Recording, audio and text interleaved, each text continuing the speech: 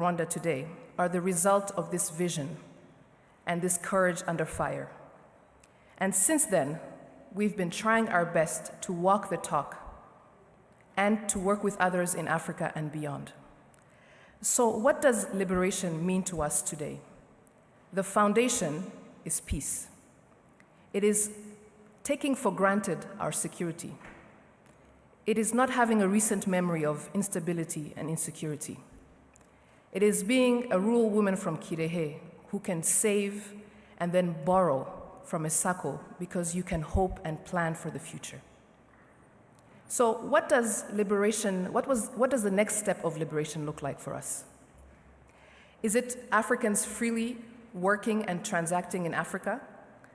Par là, je veux dire un Sadio Mané qui peut jouer au plus haut niveau de football en Afrique, que ce soit au Sénégal ou même ici, au Rwanda. Is it a Mozambican who can create a billion-dollar company in Rwanda and create thousands of jobs for us here? Is liberation an enabling environment that allows Africans to build products and platforms, acquire them from elsewhere, and generate wealth for us Africans?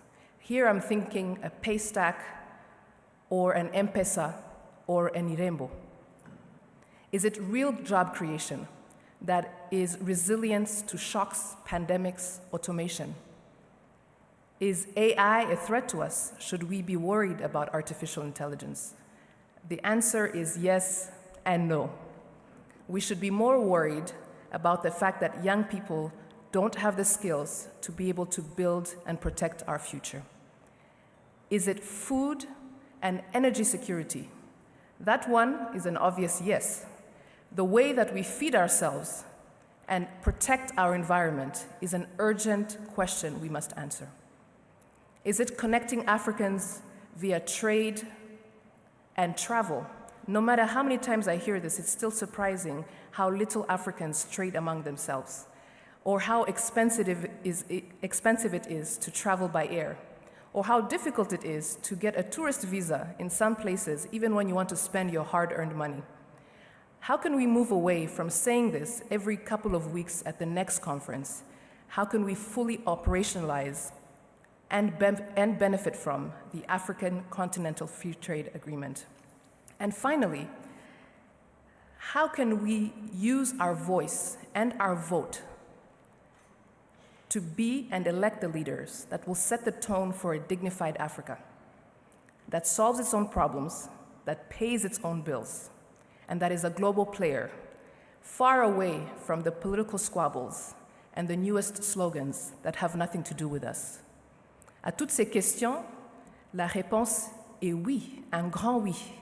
Mais comment y arriver? How do we get the politics right? How do we get the economics right? And how do we get the leadership right? To answer these very important questions, we will have two dynamic panels today that will tackle these three exact questions. We look forward to hearing from them, and we look forward to hearing from you in the interactive discussion that will follow. Reka ndangize mvuga ngo Inkotanyi ni ubuzima. Twaribohoye, imihigo irakomeje, kandi twese hamwe nta cyatunanira. Murakoze. Before we get started on the panels, I would like to invite Vice Chairman of the Rwandan Patriotic Front, Dr. Christophe Bazivamo, to give us his welcoming remarks with your applause. Thank you.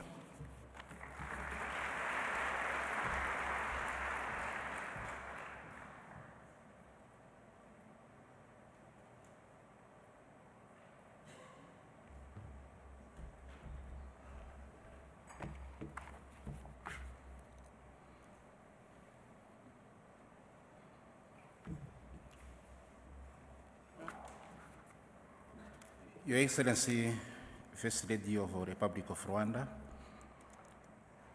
Your Excellency, former Prime Minister of Ethiopia, Excellencies, senior leaders of our country, Rwanda, including the Prime Minister, the Chief Justice, the Speaker of our Parliament, and all senior officials, heads of organs and institutions in our country, delegates from partner political parties from far and near, our distinguished special guests and panelists, members of the diplomatic corps, members of FPR-Inkotanyi, dear friends. Good morning to all of you.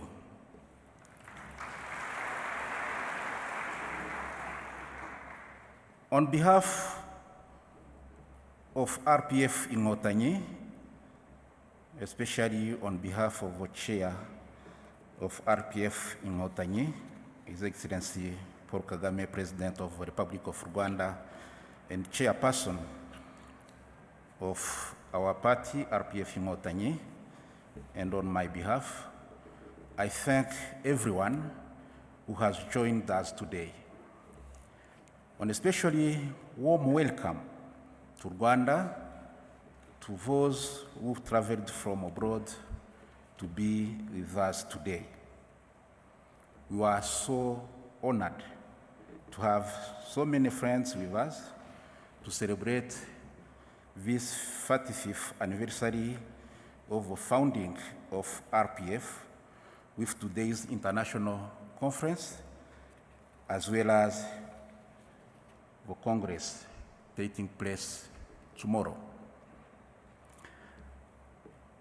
Allow me, please, to acknowledge among ourselves different personalities coming from our friend countries. And I wish to say that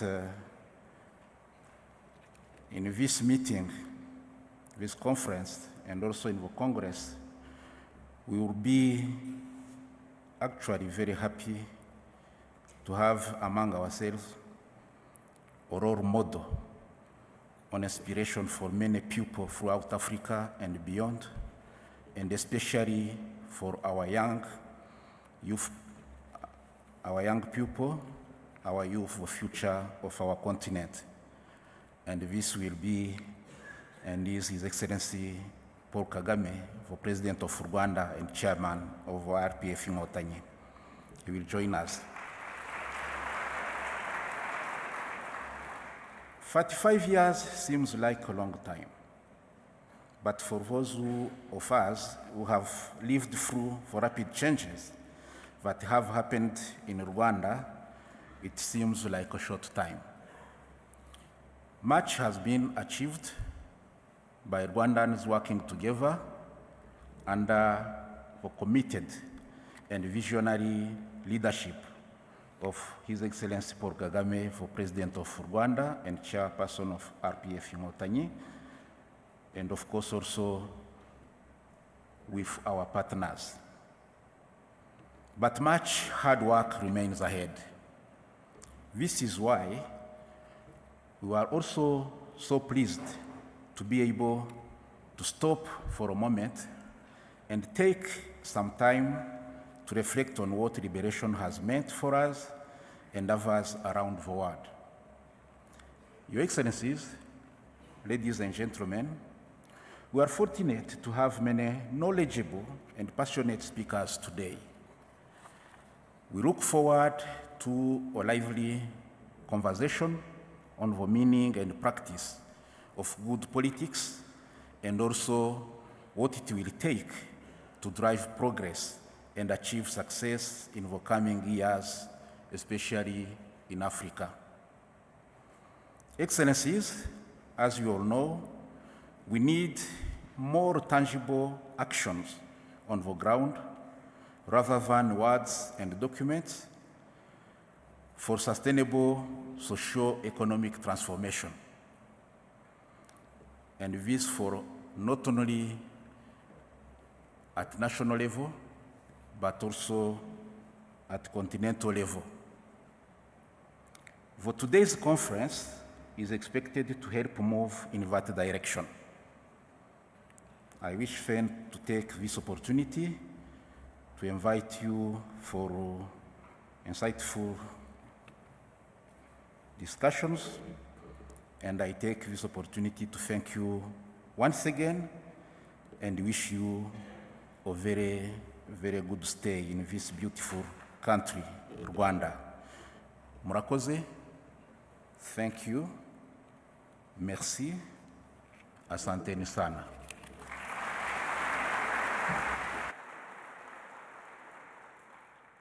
Thank you very much, Vice Chairman. We want to get started already with the first panel.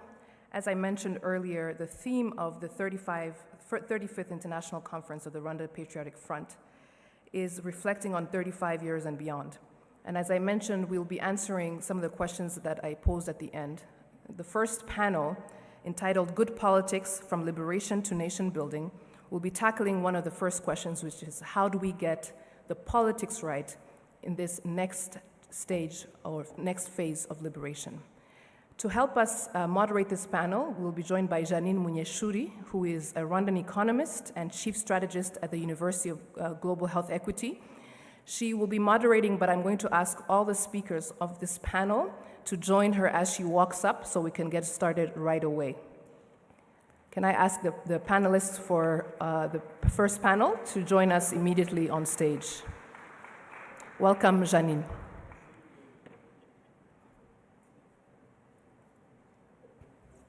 Thank you, Natalie.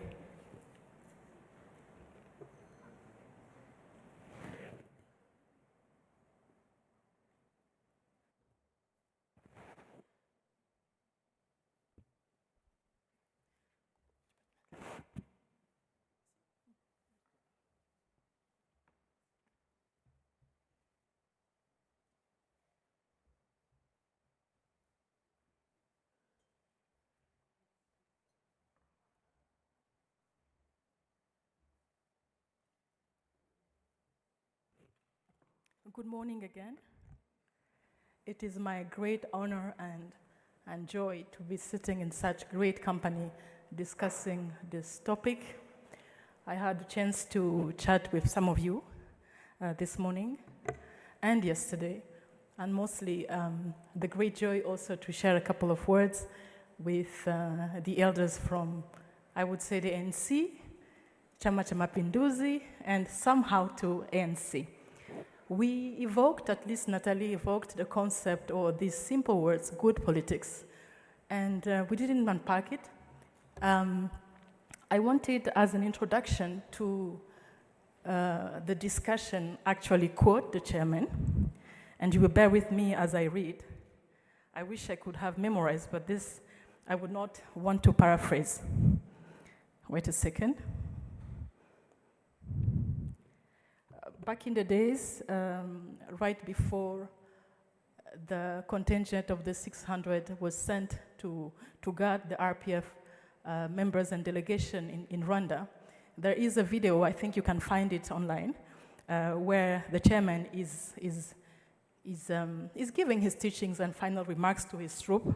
And of course, he's then not only the chairman, he's General Kagame. So I want to quote him and read these words from 1993. He was talking in Swahili, and I wish mine was as good, so bear with my English and sometimes Swahili. This army of ours shall be the catalyst of change. If you, and he's talking to his soldiers, if you are saying that you're fighting tribalism, racism, but in the end your action show tribalism, then there is no difference between you and those you are waging war against. Or if you say that those you are fighting are thieves, if you are a thief too, then what is the difference? This army of ours will be the pillar for social transformation. And he says in Swahili, jeshi letu ndiye msingi wa chama, msingi wa mbadiliko, and this is the chairman in 1993. There were since many occasions where he used both good politics, or he said, very simply, when the politics are bad, everything goes wrong. I want to quote one more. the notion of good politics has a very specific meaning for Rwandans because of our particular history. It means unity, bringing people together, making decisions through consensus. That three-point formula, the one Natalie mentioned, continues to work for us, and this was New York in 2019. I stopped quoting. So consistently, the chairman addressing various audiences, whether it's in Rwanda, in other places in Africa, or abroad, he really insists and emphasized on the need for good politics. As we sit here together, gathered to reflect on the 35-year-long, or rather 35-year young RPF party, I would like us to both reflect and see where these liberation movements, where our RPF is actually one of the youngest, where these liberation movements tie together, come together, inspire one another, and this quite inflection point that goes from a liberation movement to a party to nation building. To start us off, close to home, because we are gathered in Rwanda and we're celebrating or reflecting upon the RPF, I would like Jean-Paul Kimonyo, who wrote extensively on the journey from liberation movement to social transformation, to walk us through moments some of us remember, some of us don't remember of deep introspection inside the RPF and what came out of it. Most particularly episodes known as Kichukiro 1 and 2 that gave birth to what became then the Uyghur village discussions. Over to you, Jean-Paul. Thank you very much, Janine. Talking about these very important processes with people who led them in the audience, it's not going to be very easy. I might ask to be excused for the period of questions. Anyway, as you said, I wrote about those processes. These three processes that you talked about, but I've been asked to speak in French. Ces trois processus dont vous parlez sont extrêmement importants. C'est les processus qui ont amené un changement profond au Rwanda. Et ce changement profond-là, c'est lui qui a permis la transformation du Rwanda ultérieurement. Il faut se rappeler un petit peu la situation qui prévalait avant. Les deux ou trois premières années après le génocide et la libération du pays, il y avait le chaos, il y avait les crises sécuritaires, crise humanitaire avec les rescapés du génocide et le dénouement le plus total. Mais assez rapidement, la situation, après 2 ans, il y a eu une espèce de réhabilitation, une certaine stabilité est revenue, légère. Et un certain nombre de gens, notamment les cadres du parti et d'autres gens qui voulaient le bien de leur pays-ci, ont commencé à sentir que le pays était dans une impasse. Impasse politique d'abord, avec le gouvernement de transition, avec des discordes qui n'en finissaient pas, des désertions, des trahisons, voilà, d'une part. Impasse aussi au niveau de la gouvernance, avec beaucoup de membres du gouvernement aussi qui faisaient preuve de corruption ou d'abus de pouvoir. Impasse au niveau de la sécurité quand même, parce qu'il y avait encore beaucoup d'insécurité, et puis aussi impasse parce que les gens avaient peur les uns des autres, et vraiment il y avait un sentiment que le pays n'avançait pas. Mais maintenant, de façon assez particulière aussi, une colère a commencé à monter contre un certain nombre de cadres supérieurs du parti, et notamment des dirigeants du parti. Et là, la critique a commencé à monter de façon extrêmement intense à partir de 1997. Mais pour être fair, la critique aussi a commencé aussi à l'intérieur du parti même. Mais à l'intérieur du parti, les discussions étaient très franches, mais à chaque fois, les solutions étaient plutôt bureaucratiques. un comité, un code d'éthique et tout cela. Et quand ces critiques-là se faisaient, les critiques étaient toujours de façon générale. On ne pointait jamais le doigt sur qui était responsable de ces problèmes-là. Et le parti est arrivé à un moment de crise, et notamment une crise interne aussi.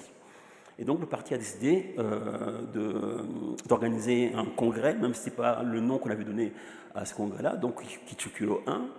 Kichukuro 1 qui a été très important, mais qui s'est fait dans le calme et qui n'a pas vraiment satisfait les cadres du parti. La chose la plus importante qu'a fait Kichukuro 1, ça a été le vote des instances. Et pendant ce vote-là, les membres du parti ou les dirigeants du parti qui étaient teintés par des accusations de malversation ou de mauvaises pratiques ont été écartés. Mais ils ont été écartés un peu dans le non-dit.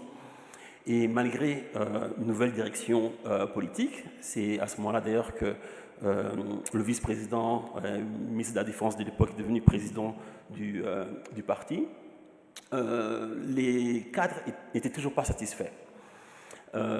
Et donc la critique a continué aussi bien, et donc le parti a décidé d'organiser Kichukuro 2.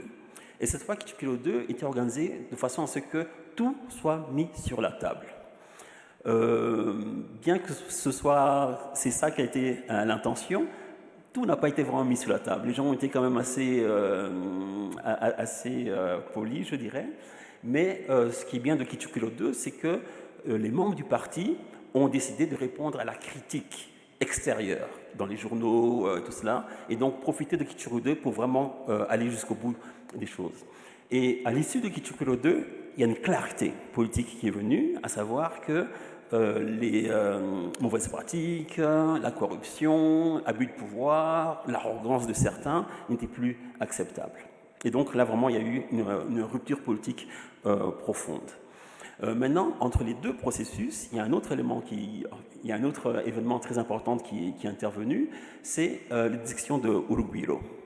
L'élection d'Urugwiro, c'est plutôt une plateforme que je dirais de politique et de stratégie pour le pays, mais aussi des directions politiques fondamentales qui ont été discutées dans l'élection d'Urugwiro. À savoir, par exemple, par rapport à la question de la démocratie, choisir la démocratie consensuelle plutôt que la démocratie libérale de confrontation. Par rapport à l'économie, c'est là où Vision 2020 a été ébauchée par notamment le Dr Kabiluka qui est là. Bon, je ne veux pas jouer ce jeu-là parce que je peux pointer, à chaque fois que je dis quelque chose, je peux pointer quelqu'un. Voilà. C'est là où Gachacha a été décidé. Mais il y a un autre élément aussi très important qui s'est fait dans les décisions de Urugwiro. Ça a été une discussion en profondeur, et cette fois pas seulement au sein du parti, mais avec les partenaires politiques, que ce soit ceux qui étaient dans les autres partis politiques ou alors de la société civile. Parce que finalement, ces gens-là ne se connaissaient pas vraiment bien et n'étaient pas rentrés en profondeur par rapport à un certain nombre de faits, et il y a eu une discussion très profonde. Par exemple, il y a eu un clash extrêmement important par rapport à la question de l'unité nationale et de l'analyse historique qui a mené à l'impasse et au génocide. Et il y a eu un parti qui a sorti une motion, donc un document, et qui a été complètement remis en cause. Mais ce qui est bien, c'est que, d'une part, il faut voir aussi l'importance que ça a pris. Une réunion par semaine, tous les samedis, pendant un an, un peu plus d'un an. Non, un peu moins d'un an, 9 mois. Voilà. Et avec des sous-commissions, commencer à 9h, terminer à 2h du matin. Donc c'était extrêmement intense. La radio la radio, peut-être qu'on va y revenir après. Voilà. Et donc une décision extrêmement intense par rapport aux questions fondamentales qui se posaient au pays, et pas seulement aux questions, mais aussi à des choix. Oui, à des choix clairs. Voilà. Peut-être que je peux m'arrêter ici pour laisser parler aux autres aussi. Merci Jean-Paul. Thank you. Thank you for working. Many of us, the majority of Rwandans are quite below 30-year-old, so most of them will not know this. We have come a long way to not only discuss and decide which would be our priorities, and to kind of take the time to sit together and address issues. I recall also that out of these Urugwilo dialogues, not only did we set up the Gacaca courts, was Vision 2020 set, we also had a number of other social and political innovations we sometimes call homegrown solutions. But it was a time of not only deep introspection, but I feel of ownership and gathering as a large group to decide the journey of our country going forward. Was it not a moment of nation building? Par excellence, oui, tout à fait, par excellence. Et là, par rapport à Nation Building, je pense qu'on pourrait parler plus, on pourrait se focaliser plus sur l'édition d'Urugwilo. Oui, tout à fait, ça a été, qu'on appelle ça, le design de qu'est-ce que devait être l'État rwandais, et par ricochet aussi la société rwandaise. Les questions de réconciliation ont été mises à l'avant, d'une part, mais d'autre aussi. Il faut aussi prendre en considération qu'il y a eu aussi un bilan qui a été fait, parce que c'était aussi important. On ne peut pas simplement parler des problèmes en regardant le présent et l'avenir, sans aussi faire un bilan. Et par exemple, il y avait une commission qui était chargée de travailler sur la question de l'unité nationale. Et dans cette commission-là, il y avait des historiens et des politiciens. Et il y a eu un débat extraordinaire dans cette commission-là, avec notamment, par exemple, les anciens chefs de la fin de la période coloniale. Donc il y avait par exemple les 3 chefs nationalistes les plus importants, Wangonga, Mungarure, na Kayura. Mais maintenant, il y avait aussi le membre du Palme-Hutu, Nyiramugaba, qui était préfet de Gikongoro et qui avait mené le génocide dans Gikongoro. Et ces gens-là étaient ensemble dans la même commission. Voilà. Et donc, il y a eu un débat extrêmement profond par rapport... bon, ça, c'est par rapport à la période coloniale qui finissait, mais il y avait aussi des dignitaires de la période de Habyarimana aussi, qui étaient là aussi. Et donc, c'était vraiment une espèce de grande tente de la nation rwandaise, dans laquelle les gens ont vraiment discuté. Et la partie bilan aussi était extrêmement importante, donc essayer d'expliquer qu'est-ce qui n'avait pas marché. Et pour maintenant répondre un petit peu au clin d'œil que tu avais fait, c'était un conclave. Hein. Donc les gens se retrouvaient dans un endroit précis pour discuter. Mais maintenant, il y avait une émission de radio une fois par semaine qui s'appelait Kubaza Bitera Kumenya, qui a donné à la population un petit peu un aperçu de ce qui se passait. Il y a eu des discussions extraordinaires. Il y a eu des révélations historiques extraordinaires. Quelquefois, ces discussions-là duraient 4 heures.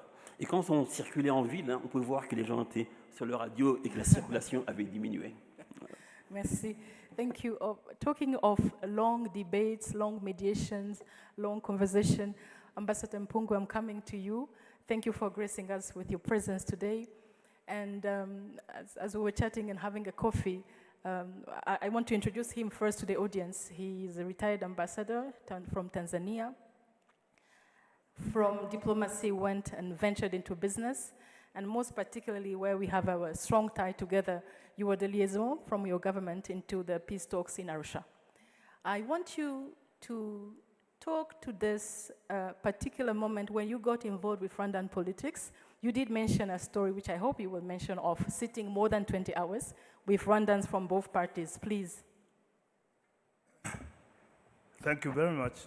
First of all, may I take this early opportunity to congratulate the RPF for reaching 35.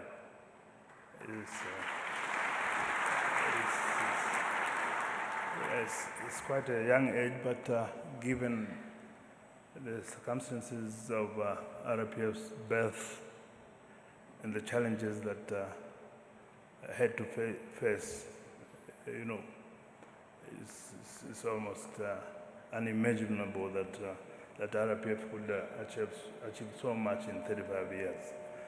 I am saying this because I first got to know RPF when it was only 4 years, you know, and I've followed RPF developments in the last, been involved and been following in the last 31 years.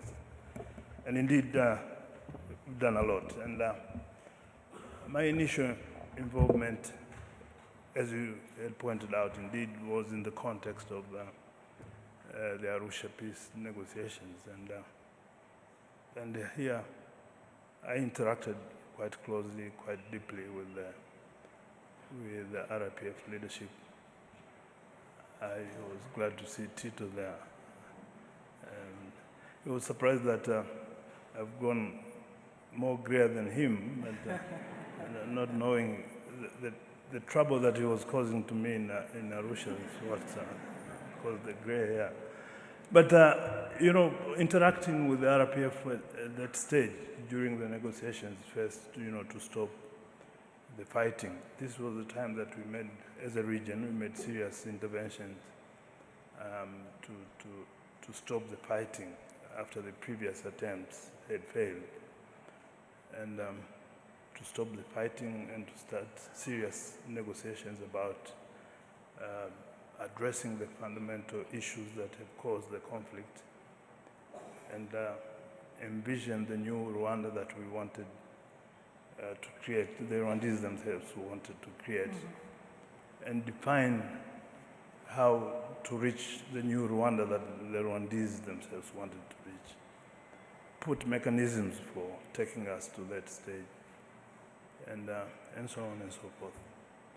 And I personally spend a lot of hours with the Rwandese as we encourage them to negotiate directly in their own language. And for me, it was clear from the start that RPF knew exactly what they wanted for their country. And for that matter,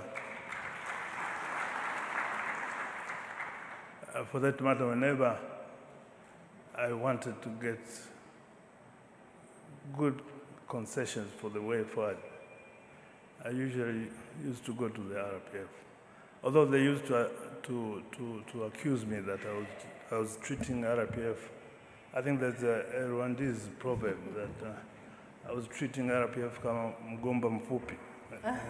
That when you want to get banana leaves, you go to the mgomba mfupi, the short banana. So, but I used to go to RPF because there was some seriousness in the way it was handling the issues. And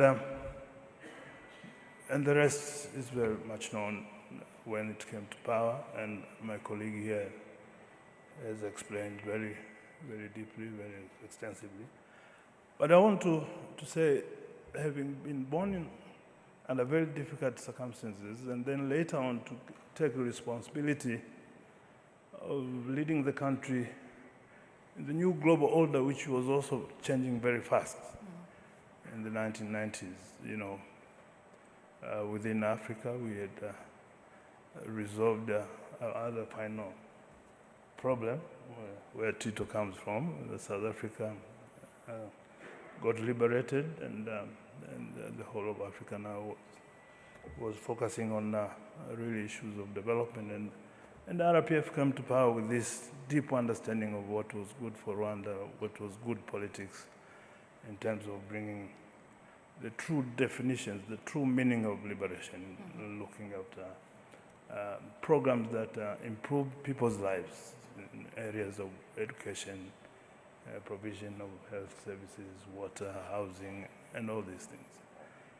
But as I said, under a new global environment, which was also changing very fast through globalization and issues of information and information technologies and communication technologies, issues when national boundaries were collapsing, turning into markets.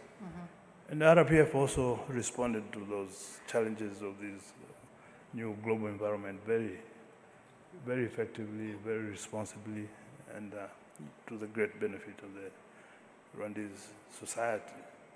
And even now, as the world is moving towards fourth industrial revolution, we watch from the neighborhood how Rwanda is responding to those new challenges.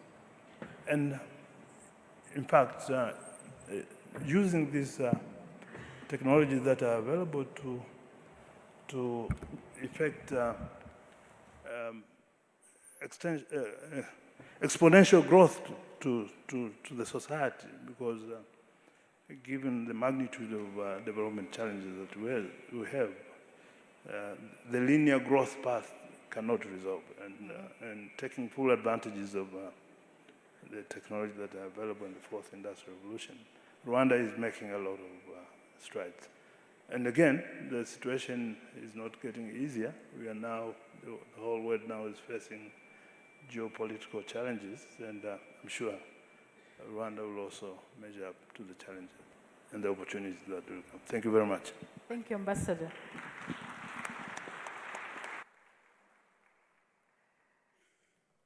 Thank you. I note that I don't know if it's deliberate, but you did not tell that story that you had to sit with Rwandans for 20-something hours to come to some form of agreement from all the parties, but we will come to it.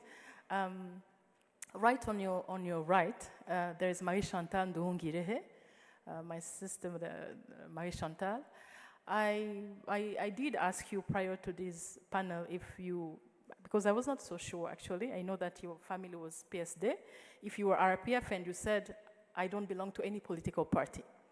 So I would like you to speak to the stories you told me about the contrast between what you had gone through in the Rwanda pre-94, what you actually did call bad politics, and your choice of not being a party member.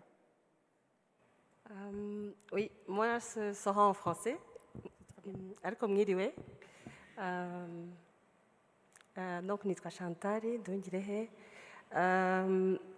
Njye navukiye mu Rwanda muri 1969. Hanyuma, toute ma jeunesse, c'était ici au Rwanda, que j'ai quitté à la fin des années 80 pour aller à l'université en Belgique. Donc j'étais jeune quand j'ai quitté, mais je revenais régulièrement et j'ai surtout suivi d'assez près ce qui s'est passé entre 90 et 94, parce que j'appartenais à une famille qui vivait beaucoup avec la politique. J'avais des frères qui allaient aux manifestations quand il y en avait, et c'était assez violent. Moi, je me rappelle que c'est à cette époque que j'ai vraiment décidé que que je ne m'affilierai pas à un parti politique, ni d'ailleurs à aucune organisation. En fait, je pense que la seule organisation à laquelle j'appartiens, c'est l'Église catholique, parce que je suis baptisée, mais c'est à peu près tout. Voilà.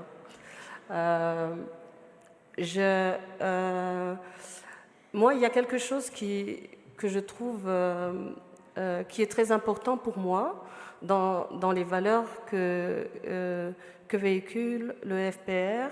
C'est le premier, tout ce qui est lié à l'unité et tout ce qui est lié à staying together. Parce que le Rwanda dans lequel j'ai grandi, cet aspect-là était compliqué, même si nous ne le voyions pas à l'époque. Moi, je fais partie des gens qui avaient 16 ans en 94. Quand vous aviez 16 ans en 94, vous aviez une carte d'identité ethnique. Dans ma carte d'identité que j'ai conservée, il y avait même le clan à côté. Donc, c'était... à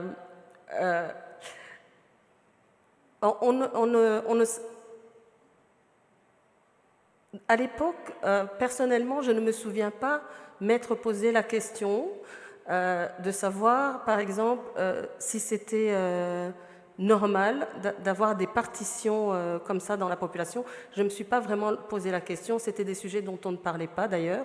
En tout cas, chez moi, on n'en parlait pas. Mais je me rappelle, par exemple, qu'il y avait des quotas. Je me rappelle aussi les cours d'histoire. Je me rappelle très clairement à l'école, j'étais dans une école qui s'appelait la Perugunga, où on nous disait et en général il n'y en avait pas, pour les derniers en tout cas. Et la plupart des enfants ne savaient pas la plupart des enfants restaient assis et on nous renvoyait à la maison pour demander à quelle ethnie nous appartenions. Donc, en fait, ça veut dire qu'à l'âge de 10-11 ans, on vous disait on vous renvoyait en fait à une classification à laquelle vous n'étiez pas préparé.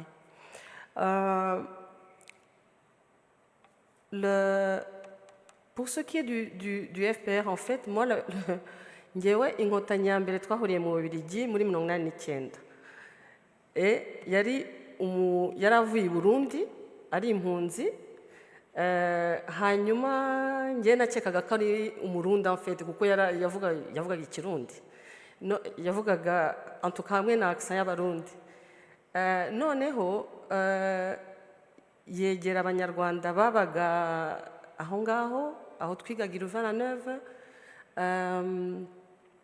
atubwira yuko ari umunyarwanda turamubwira ngo yuri umurundi kuko yavugaga ikirundi noneho atubwira ko ari impunzi y'umunyarwanda hanyuma twebwe twari ya groupe y'abanyeshuri b'abanyarwanda ariko twabaye un peu choqués parce qu'en fait ntago twari tuzi pour la plupart d'entre nous yuko hari autant de réfugiés z'abanyarwanda mu Burundi. C'est-à-dire que comme yamilitaga yaradusobanuriye la question des réfugiés, il nous a expliqué et moi j'ai vraiment découvert la question des réfugiés rwandais à l'âge de 20 ans en Belgique. Et c'était mon premier contact avec le FPR parce qu'à l'époque, oui, il présentaga déjà l'Inkotanyi. Alors, le second moment où moi j'ai été beaucoup en contact avec des membres du FPR, c'est en Belgique toujours, où j'ai passé en fait plus de temps qu'au Rwanda, en vérité, plus de 30 ans.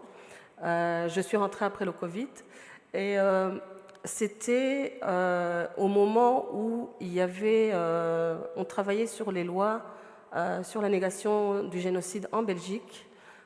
Et là, moi j'ai découvert le négationnisme parce que à cette époque, même si je vivais depuis longtemps en Belgique, j'étais très au clair avec le fait qu'il y avait eu un génocide. Ce qui est aussi une question à se poser, je pense, pour les jeunes Rwandais, de savoir est-ce que vous êtes au clair avec cette question-là.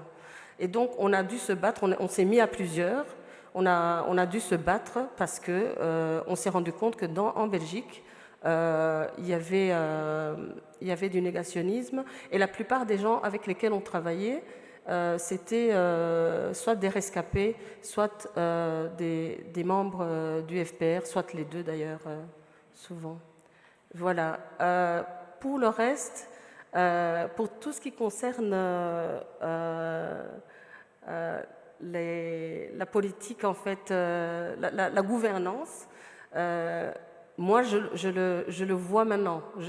Depuis que je suis rentrée, c'est là que je suis confrontée à tout ce qui concerne la gouvernance. Ça ne fait pas 2 ans que je suis là, que je suis rentrée. Donc voilà, je pense que j'ai tout dit. Merci. Voilà. Merci de ton témoignage et ton partage. On ne va pas épuiser le sujet, mais on va y revenir. Notamment, je me suis posé la question de comment on arrive à l'âge adulte, d'une certaine manière, isolé de la réalité de sa propre histoire. Isolé au point de ne pas concevoir qu'il y a des réfugiés, et puis beaucoup plus tard, ce qui se passe en termes de rattrapage, mais on en reparle. Honorable Tito, I'm coming to you. You are far away from me, but hopefully you can listen and you don't lead to the translation. I was, as we reflect on our 35-year-long, or as I said, young journey, we are lucky to be sitting with the mother of all liberation movements, the African National Congress. And I wanted you to speak to us to first 2 things. First of all, the moment that Ambassador Mungo evoked, 93, 94, Rwanda is going under what we know, and South Africa is also, and the ANC is going through another transition. And then number two, your insights as, first of all, at that time, an observer or not, of what was going on in Rwanda. Thank you. Thank you very much, Madam Chair, and let me join Ambassador as well in wishing the RPF happy birthday, 35 years, and may you be around for the next 35 years as well, maybe to get to be as old as the ANC, which is over 100 years old. Now, just a bit of background. I left South Africa in 1980 at the age of 21, illegally without a passport. I don't know what I thought at the time. Where was I going? Fortunately, there were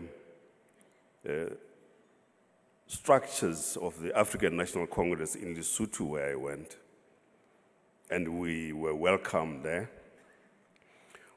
Young, militant, very angry. We wanted guns. That's all. And the ANC leadership said no. You're getting no guns. We said, that's why this thing is taking too long to be solved. These old people, they're busy with ambassador in Tanzania, they don't want to give us guns. So Oliver Tambo said to us, you guys who were at university, we're sending you back to university. We said, yo, yes, these old people. And then he mentioned a very important statement. He said, when all the fighting has been done, there's a country to run. And you guys must prepare yourself to run that country. Fast forward, of course, went back to university, angry as we were, and so on. Completed our studies, a number of us. But we determined that we wanted these guns, Ambassador.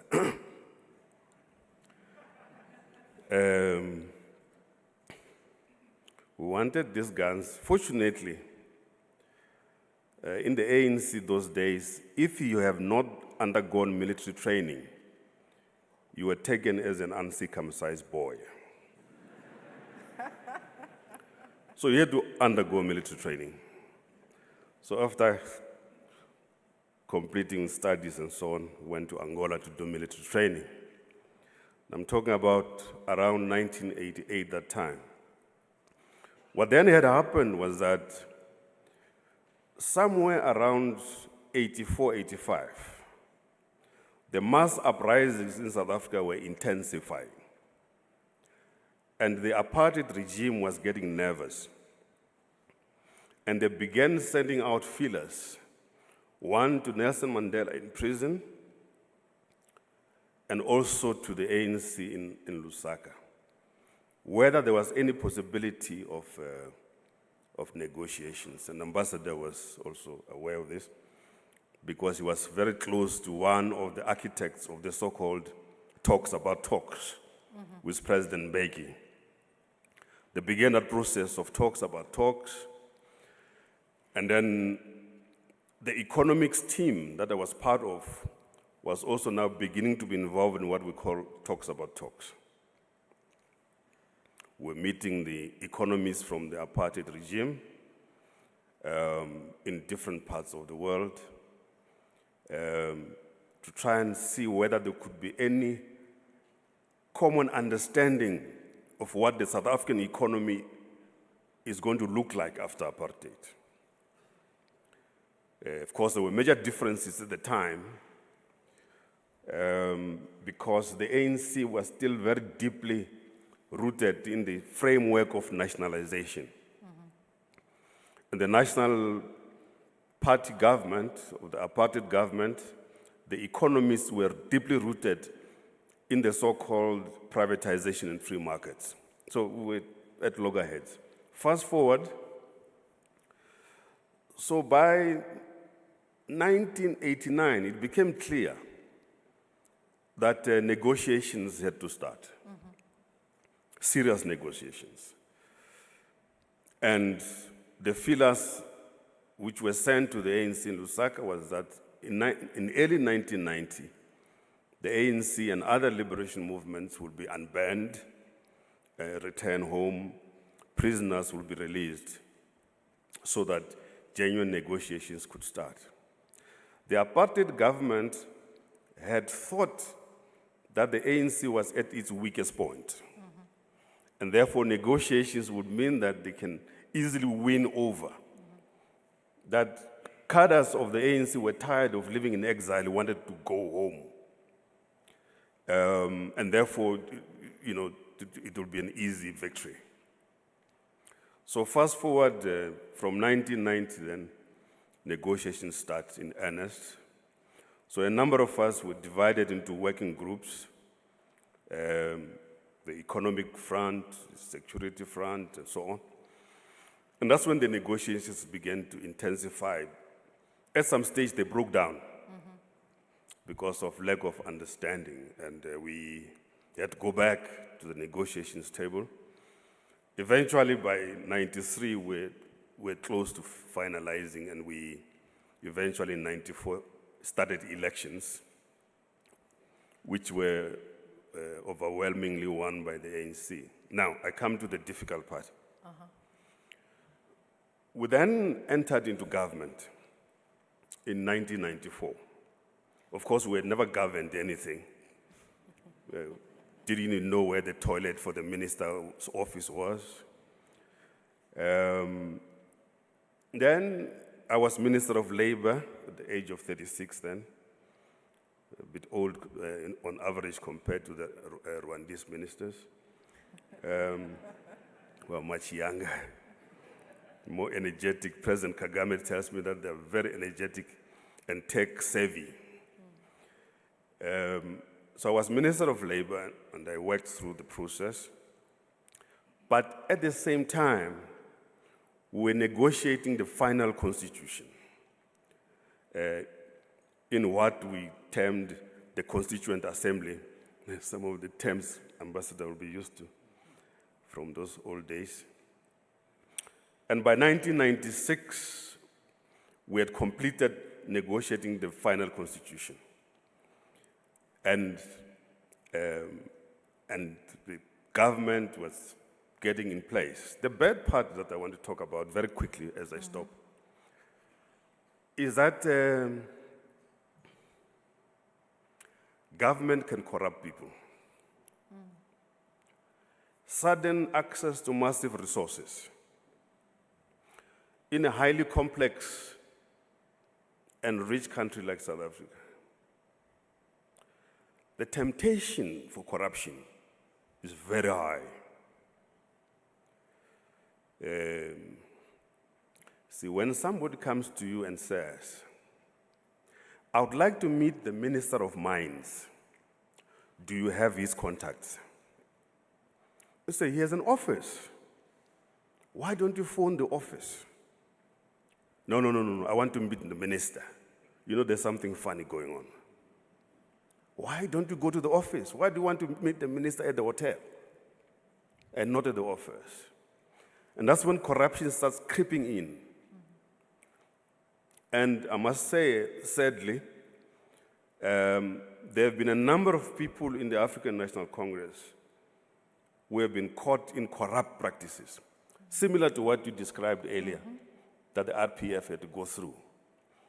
So you need some kind of a cleansing process. I heard you talk about an ethics committee within the RPF. In the ANC, there's something as well called the Integrity Commission. You'll need an integrity commission or an ethics committee because there are politically unethical people in the organization. It's not the whole organization, but it's the bad apples in the organization, which must be taken out. But I think, let me conclude by saying that South Africa, as you know, it's too big to manage as well too complex, and therefore requires the energies of many young people, many well-trained people, ethical people, both in business and in government, to run this large ship called South Africa, to contribute to the success of the African continent. Thank you very much. Thank you very much. Thank you. You spoke to many points I'd like all other panelists to address. One that comes first is this intense time of negotiation. You were negotiating with the apartheid, the very regime that you wanted to put down. And at that point, you have to sit with people and decide that there is no irredeemable difference. Pretty much like we had at some point to sit with people who killed and say, you know what, this is our country.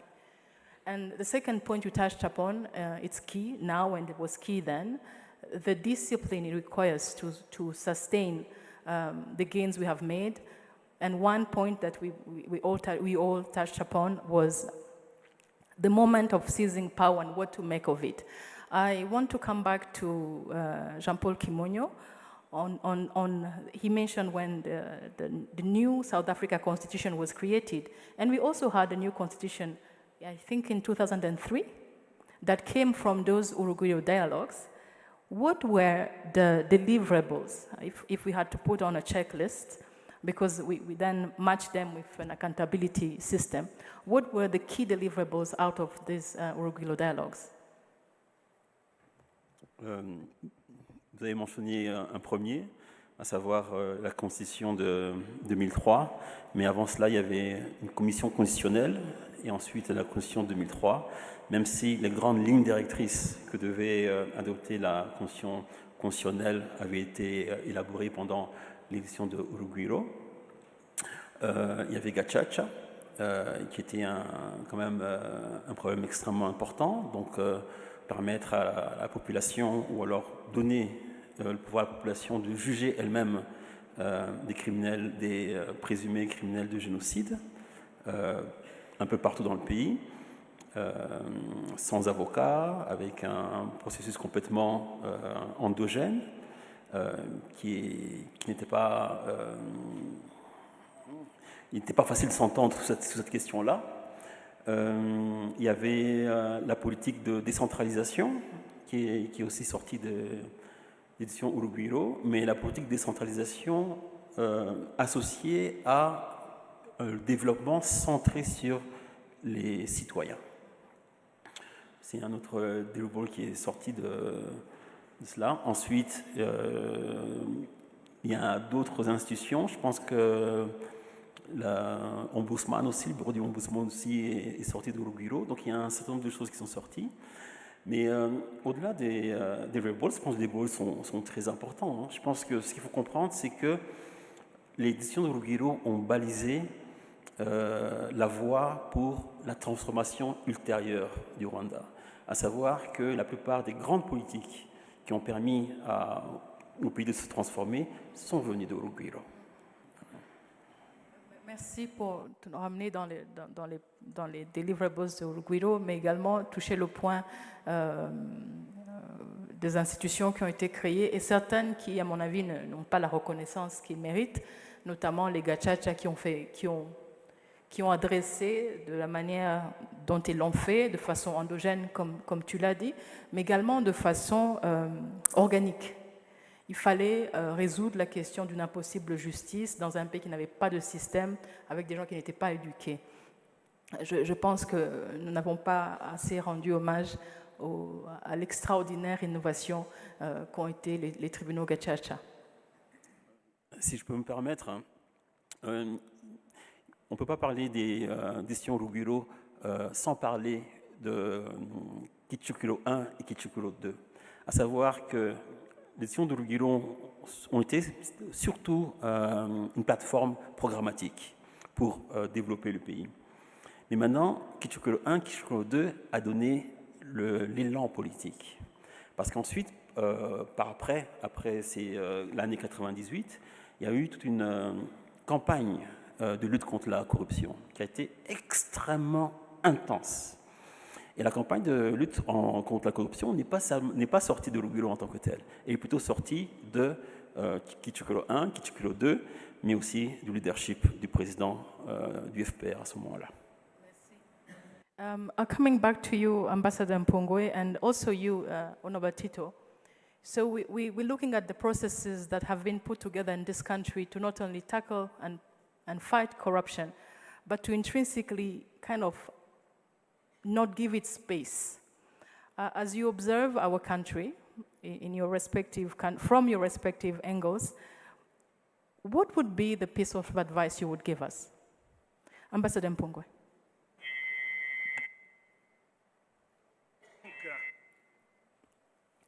The mic, the hand mic. Yes, I think it's going to be difficult.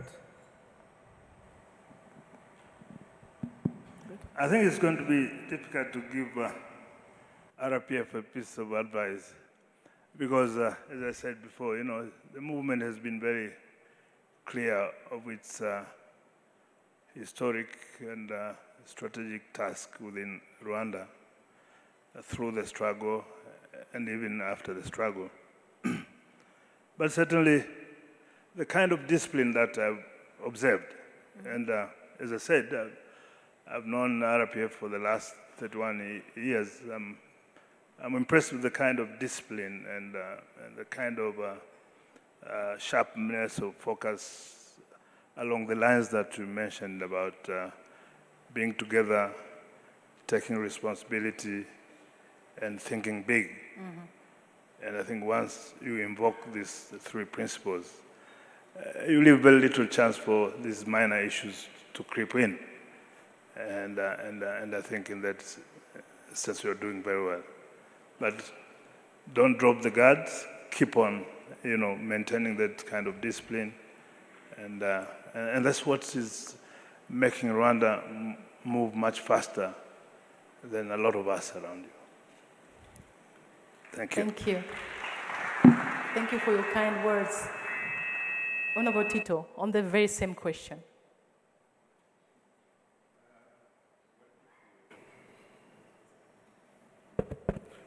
Well, if we were in Lagos, I would say I agree with everything that Ambassador has said. I think you have done very well. And one of the most impressive thing that you have done is your intergenerational policy. Bringing young people into responsible positions whilst the elder ones are still alive. Therefore, we can have that intergenerational mix. Very important. I understand that the average age of the government ministers is around 45. If that's correct, it makes the South African government very old. And what piece of advice? Continue doing the good things that you're doing. Continue carrying the torch for the African Renaissance, pushing the African agenda very strongly.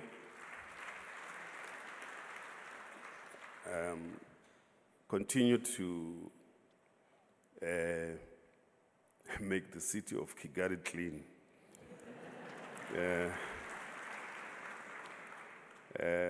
And continue the developments that you are making. You know, one of the interesting things I was asking about this conference center, and I was told that although it belongs to the party, but it is actually privately managed. That kind of change in mindset is very important.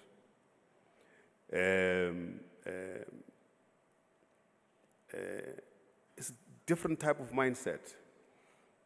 You can see I'm spending too much time as President Kagame. I'm using the words like mindset. But continue doing those things. I think it's good. And in government, in the party.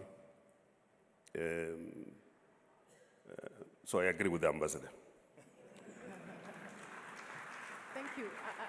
I'll stay with you. I'll stay with you on something we didn't mention because we just can't mention everything. The African liberation movements, most of them come in the backdrop of fighting for independence and reclaiming sovereignty as countries.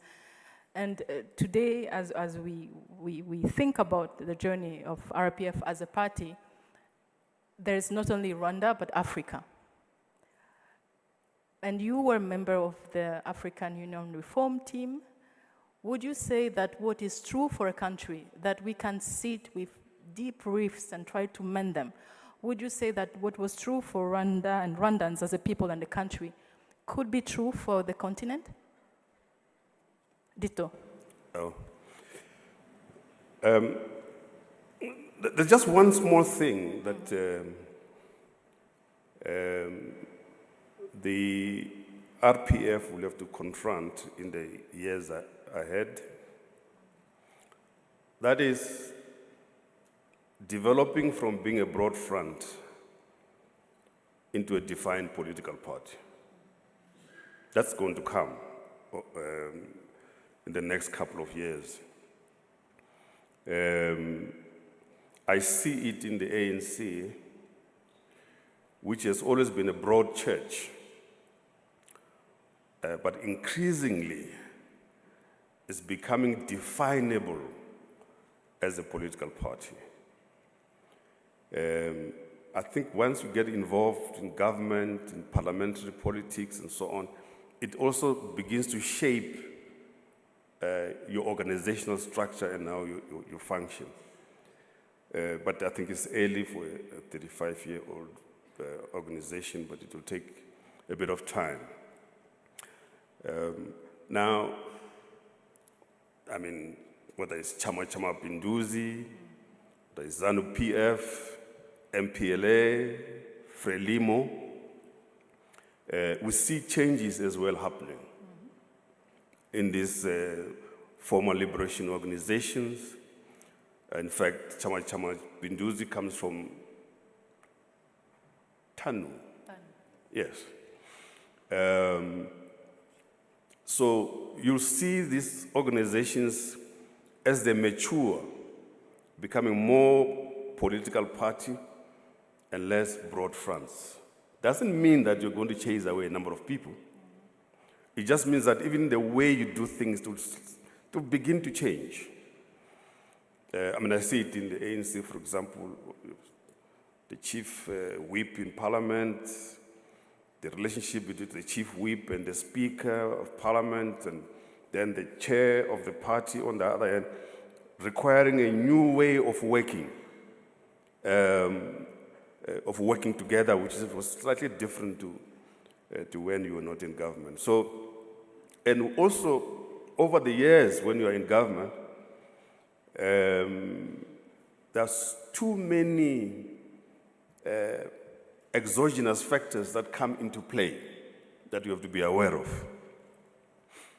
And then you begin, for example, to lose some of the early freedom fighters from being active. Like ambassador here, they go into business, become capitalists. And they become party funders. They have a different type of influence now. So that is naturally going to happen when you take more and more responsibilities. Some of your experienced cadres become ambassadors all over the world. They're not at home all the time. And politics knows no vacuum, so that gets filled by other people, and so on. So that is naturally going to happen. We've seen it happening in other parts of the world. But I want to again end up by emphasizing that, as has been said before many times, power can corrupt, and access to massive resources can corrupt. We've seen it in all these countries that I've mentioned. And sometimes to an extremely disappointing state of affairs. So we have to watch out for that and not allow outside forces to over-influence us. And also, given the new constellation of power in the world, whether it's about the growth of China, the fights over the Taiwan Strait and others, which then we find ourselves as Africans caught up in something that has got nothing to do with us.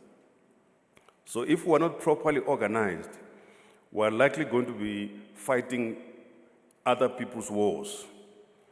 That's why as political parties, we need to be better organized and have constantly a program to evaluate the global sphere so that we can continue to grow and serve our people.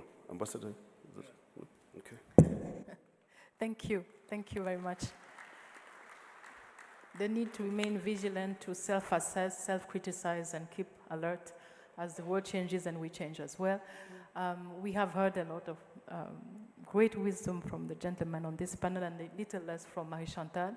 I know that you expressed, I don't know if it's correct to call it concern, but something about that preoccupies you about the youth of Rwanda today. Yes. En fait, au moment du recensement, j'ai participé à Omushitilano et en fait, ce qui est aussi, on a parlé du recensement qui est aussi quelque chose qu'on a fait de grand en fait. Hein. On n'en parle pas assez. Hein. Si on comptabilise les pays en Afrique ou ailleurs qui ont fait de tels recensements, il n'y en a pas tant que ça. Donc j'avais ce petit booklet entre les mains et je regardais les chiffres de la jeunesse et je pense que, si je me souviens bien, 70%, enfin 70%, 70% des jeunes, 70% de la population rwandaise a moins de 30 ans, ce qui est un chiffre énorme et ce qui fait de beaucoup d'entre nous des personnes, des seniors. Hein. Mais moi, ce qui m'a préoccupée, tout d'abord, parce que probablement pour la plupart des gens de ma génération, hein, 94, c'est une année pivot. Ça veut dire que beaucoup d'entre nous calculent en disant, par exemple, ces jeunes, en 94, ils avaient 5 ans. Donc, et beaucoup d'entre eux n'étaient même pas nés. Je le remarque beaucoup depuis que je suis ici parce que je m'aperçois qu'ils regardent ce que le Rwanda a vécu en 94, c'est-à-dire une catastrophe sociale et une libération. Ils regardent ça comme de l'histoire parce qu'eux, ils vivent dans un Rwanda où ils n'ont pas... il y a des batailles qu'ils n'ont pas à mener. Voilà. Ils ne sont pas triés à l'école par classe ou par ethnie. Ils ne sont pas, ils sont poussés à entreprendre. Enfin, ils ont une autre. Et surtout, ils vivent dans un pays en sécurité, très important. Et donc, moi, j'ai l'impression que les jeunes, beaucoup de jeunes, prennent ça pour normal, ce qui est normal, mais pour acquis surtout. Ce qui est plus préoccupant. Aussi, je me suis aperçue aussi qu'ils ne connaissent pas nécessairement l'histoire. Par exemple, tout ce qui concerne le génocide, le négationnisme, les mémoriaux, qu'ils ne fréquentent pas beaucoup, j'ai l'impression. Je pourrais me tromper. Moi, je pense que c'est très compliqué. Il faut savoir d'où l'on vient. Il faut savoir d'où l'on vient. C'est très important parce que sinon, c'est très, très difficile d'avancer et d'avancer sans risque. La plupart des miliciens qui étaient là en 94, c'était des jeunes aussi. C'était des jeunes de cet âge-là. Et les jeunes sont très impressionnables par rapport aux idéologies. spécialement aux idéologies nocives, ça imprime beaucoup sur eux. Donc, je pense que c'est quelque chose qui est suffisamment préoccupant, je pense, et sur lequel le Rwanda devra se pencher par rapport à l'éducation, à la formation et aussi par rapport à notre histoire. En fait, on a une histoire très riche, mais j'ai l'impression qu'on ne l'exploite pas assez souvent. Moi, par exemple, je m'intéresse beaucoup aux reines-mères et au Rwanda ancien. C'est quelque chose que je n'ai jamais appris à l'école. Je suis en train d'essayer d'écrire un livre sur une dame qui a vécu au XIIe siècle, qui s'appelait Nyakiaga Tchandiga. Je ne sais pas s'il y en a parmi vous qui la connaissent, mais ces histoires que nous avons dans notre passé peuvent nous apprendre beaucoup de choses par rapport au sacrifice, par rapport au patriotisme, parce que les anciens étaient très patriotes. Et c'est une histoire dont, par exemple, moi j'ai été coupée parce que j'ai grandi dans un Rwanda où on ne nous apprenait pas l'histoire. En tout cas, on ne nous parlait pas des reines-mères, sauf les noms et les listes de généalogie. Et je pense que c'est quelque chose que, oui, nous avons à exploiter, qui peut nous aider, parce que la bonne gouvernance, c'est bien, mais je pense qu'on doit aussi beaucoup partir de notre histoire. En fait, on a beaucoup de choses. Les gachacha, on est allé les chercher dans notre histoire. Imihigo, on est allé les chercher dans notre histoire. Et je pense que dans notre histoire, il y a plein de choses qu'on n'est pas encore allé chercher. Voilà. Merci, on attend le livre que tu vas bientôt publier. We have reached this moment when we could keep talking and discussing, or we could also engage the audience in the room. I am looking at Natalie, who is somewhere in the room.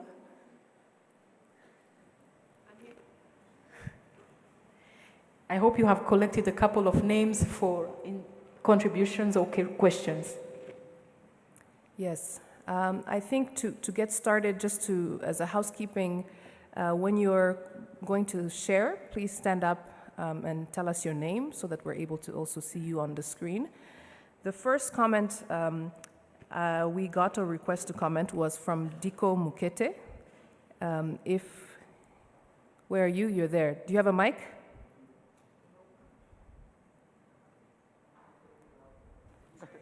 Thank you very much. Yes, thank you. Thank you very much. And perhaps I'm honored to be speaking in the presence of the First Lady and all the great heroes of the RPF. My name is Diko Mukete, from Cameroon.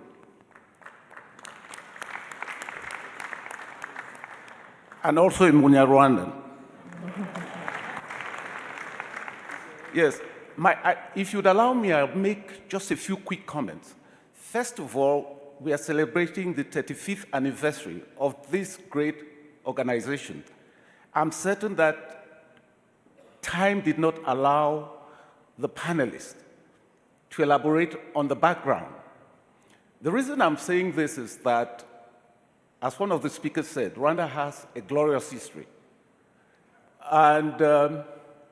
And she went on to say that it's important to know the history of Rwanda, because we talk of 1994, a great human tragedy. But I think we should have started, someone on the panel should have started from when the setting for this, which led to the great tragedy, how it started. Mwami Musinga being sent on exile because he refused the introduction of identity cards in the early 30s by the colonialists. And then fast forward and that created the foundation of a division of a nation, because this is one of the greatest achievements of the RPF.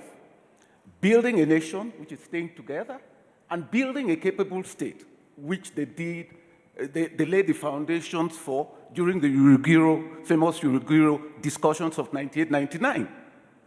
That is important because Fast forward, 1959, Umuyanga, the genocide which Colonel Logis boasted that he assisted.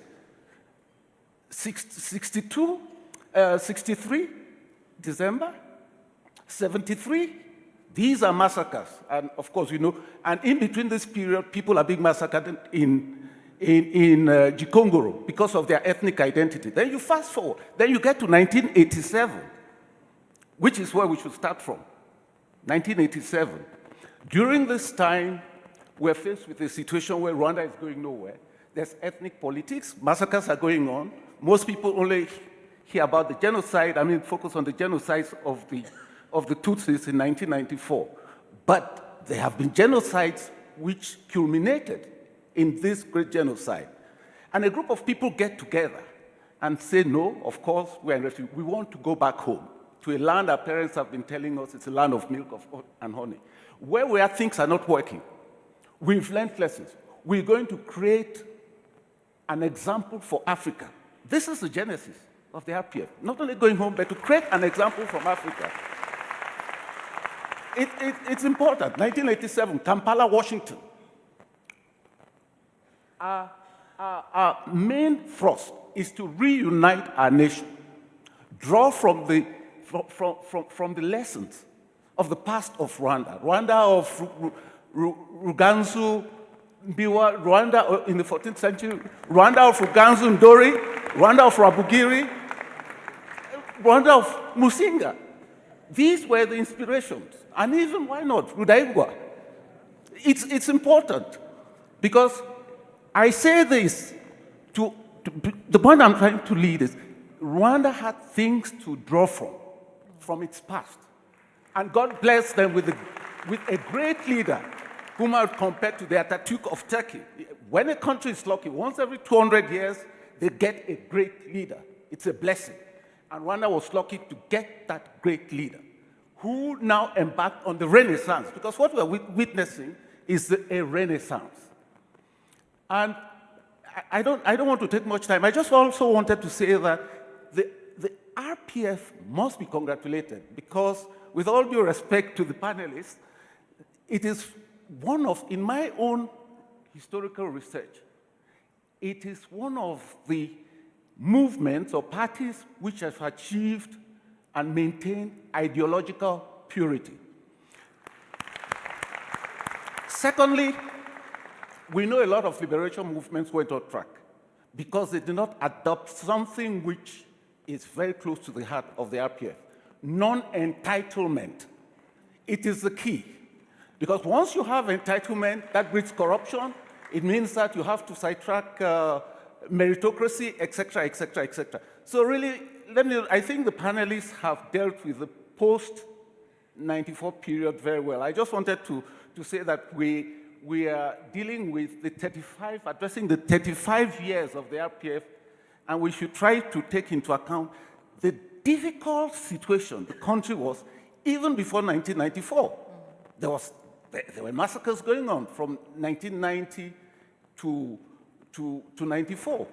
And during this period, there were a group of people dedicated who wanted to come back, unite their country, and build a state, which they have succeeded in doing, which for me as a Cameroonian and traveling around the world, I hear people saying Rwanda is now the beacon of hope and the pace setter in Africa. Thank you very much. Thank you. Thank you, Dr. Yeah. I won't add anything to that, but I wanted to call on former Prime Minister of Ethiopia, Honorable Haile Mariam Desalegn, who also wanted to share a few words. The mic is just behind you.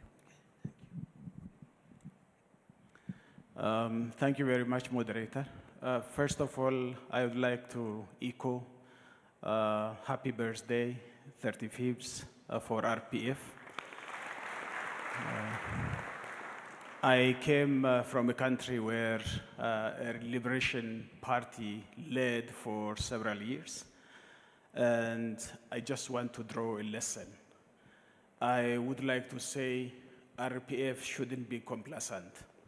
I know RPF has done lots of things, And there are two basic things that RPF has become successful as far as I am concerned. The first one is, as we are leading a transition economy where governments has to play a major role, then as Comrade Tito said, we are always at the temptation to capture government, and then a certain group of elites, benefiting from the system. So that is the major problem in a transition economy, like in many of our countries, like in Rwanda as well. So the good thing is, different from other countries, Rwanda has made it to become one of the best African icon in doing business ranking, so that government becomes transparent, and therefore the room for capturing becomes very less. So you have to keep this very well in the future as well.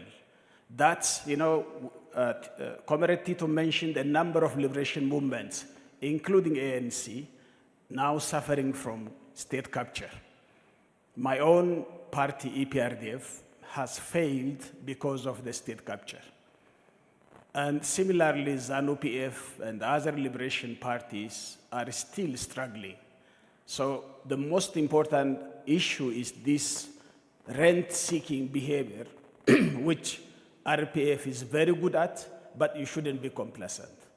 The more you stay in power, the more there are exogenous factors that come in that derails the real issue from your hand. So I think this is one lesson I should tell. The second one is, for liberation parties, when there is declining inter-party democracy, then there is a problem. Like my own country, ethnicization of your grouping and focusing on tribalism and a number of other groupings, including in religion, which denomination you come from, whatever. So these kind of unholy groupings are the ones who derail, the functioning of a party and the leadership. So I think these two cancers has to be always amputated from the party, and you should always be vigilant. So, so far, as a young party amongst the liberation movements, RPF has done excellent things, but you should always be vigilant and keep this by getting lessons from our own failures in the liberation for parties in Africa. I thank you. Thank you. Just as he said, avoiding complacency and staying united. I wanted to call on Dr. Usta Kaitesi, who also wanted to provide a comment before we proceed. Where is Dr. Kaitesi? Thank you very much, moderator. I just wanted to come back on the complacent element and building strong institutions. And I want to really appreciate the inclusion element and the space for dialogue that this country has chosen and the RPF has been leading in many ways. And that has really informed the reasons why complacent is less likely. But of course, the advice that has been on the table stands.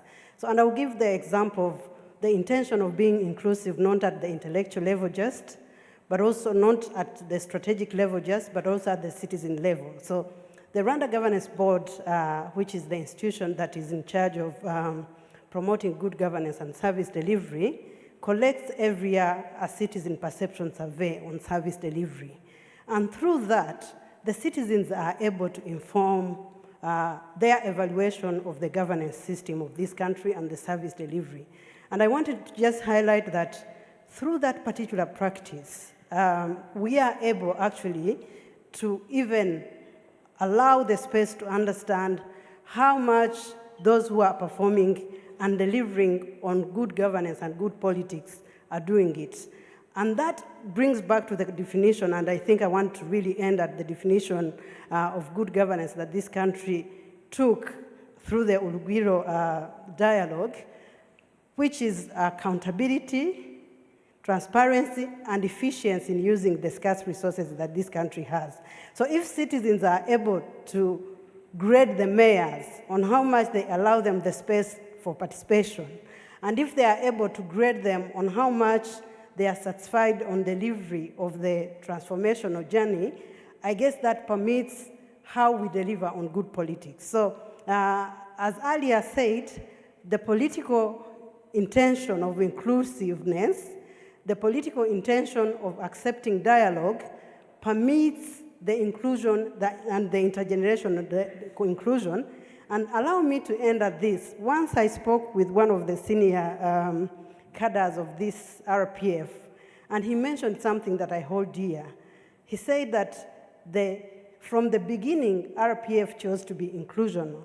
And he said we included everyone and allowed the space for the intellectuals, but we also wanted to demystify the intellectual arrogance of those who are only educated. So the collective nature of the RPF, including everyone from the ground, which has informed also the reconstruction of this country through grassroots structures that are inclusive, from the youth to women to people with disability and to other political partisans, has been a core element of how Rwanda has been delivering on good governance and good politics. Thank you.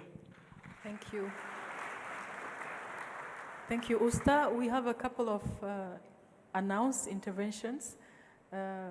Richard Mugamba, the floor is yours. Can you please stand up? In the back. Hello. Thank you. My name is Richard Mugamba. Recently, some of my comments went viral because I speak my mind. I always try to pursue those who committed genocide in my own way, though I'm not a Rwandese. You have two problems. The first problem, keep doing it because it is your strength. You want to hear it? Rwandese, your biggest problem is you have done so well. And when you do so well, you will be attacked left, right, and center. They are not attacking Somalia. No. It's a failed state. Do you get my point? So when you are attacked, feel proud. Yes. So don't stop doing that problem. Your second problem is the people you thought have vanished, they are coming back through the back doors. You hear some comments. They are talking about eliminating people called Banyamulenge. There is no tribe called Banyamulenge. It doesn't exist. But in Kinyarwanda, there is Omurenge, which is probably a village, or those who live together, probably have met them in DRC. Now, when you see an international media giving a space to the very same voices that resembles what happened prior to the genocide, that's very dangerous. And that international media has tried to edit your history here. Recently, they claimed 1 million people didn't die. Then they said maybe the number was 400,000. But let's talk about even 10,000 dead bodies. You put those dead bodies at Amauro Stadium. How horrible would that look? They tried with documentaries. They are very powerful. They have finances. We have to fight them wherever you are. If you don't, I'm afraid everything will go back. Final. I came here, was a very young man, 26 in 1994 as a journalist. That's my business, though I've retired. I was a very good man, very good Seventh-day Adventist. I wasn't drinking. I started drinking here after 2 months because the things I saw. Imagine you are 26, every day you confront dead bodies and you have to report stories in Europe, and those guys sometimes will say, no, we don't have space. You know, that's Rwanda, a tiny country. So I thought Primus might solve my problem. It didn't solve. Then I decided to be somebody I talk to God without going to church because I believe my conversation with God is too personal. I love your country. I'm not a Rwandese. I'm a Tanzanian from Mara region. Thank you for what you have done and keep doing it. Asante sana. Thank you. Thank you for bearing witness. How can we pay tribute to the many non-Rwandans who stood by us in that long, dark night? Thank you. Thank you. We would like to hear from Fred Goluba. Fred, I don't know where you are. Please stand up.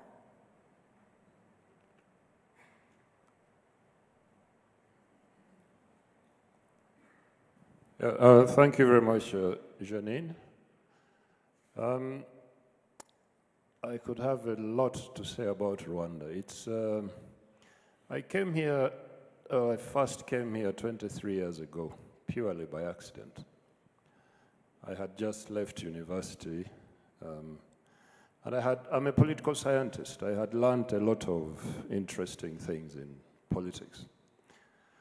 But there are many ways in which Rwanda has helped me to question, even to unlearn some of the things that I was taught as a student. But what I want to talk about today, and the greatest lesson that I have learned here, would begin by one asking, what is good politics about?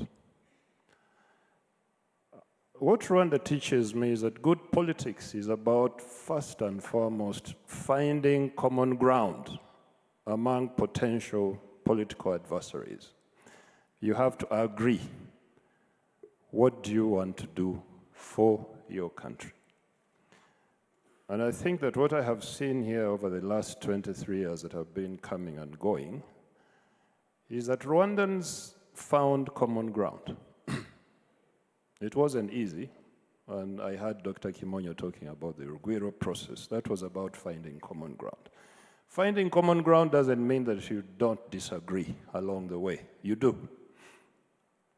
But you build consensus along the way. You keep building consensus. What that produces is stability. Without stability, you can't do anything.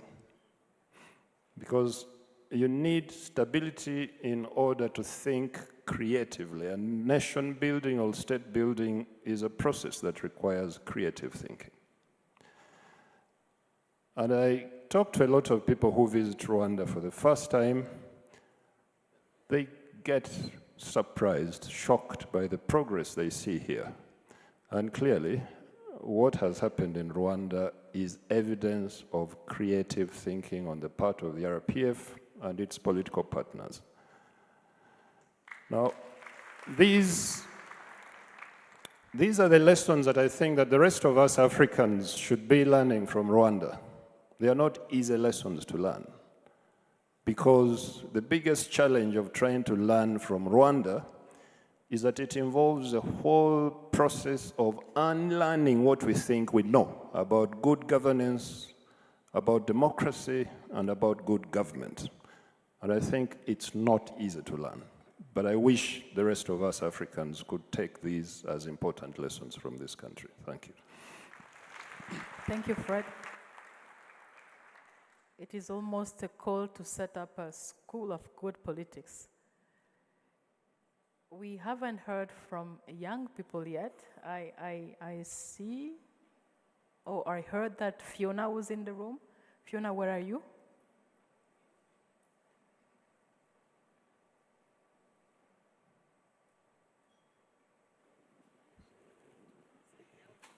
Is Fiona Kamikaze here? Yes, thank you very much, Janine. My name is Fiona Kamikaze, as mentioned. Happy anniversary to our party. Happy 35th anniversary to FPR-Inkotanyi. And I'd like to say that the party is a bit older than me. So my question goes to Honorable Ambassador Mpungwe. Every speaker is warning us about complacency. I'd like to know, sir, what has kept Chama cha Mapinduzi going strong? It was a party founded by an African leader that we all respect. What has kept Chama cha Mapinduzi, a liberation party, going up to today? Thank you very much.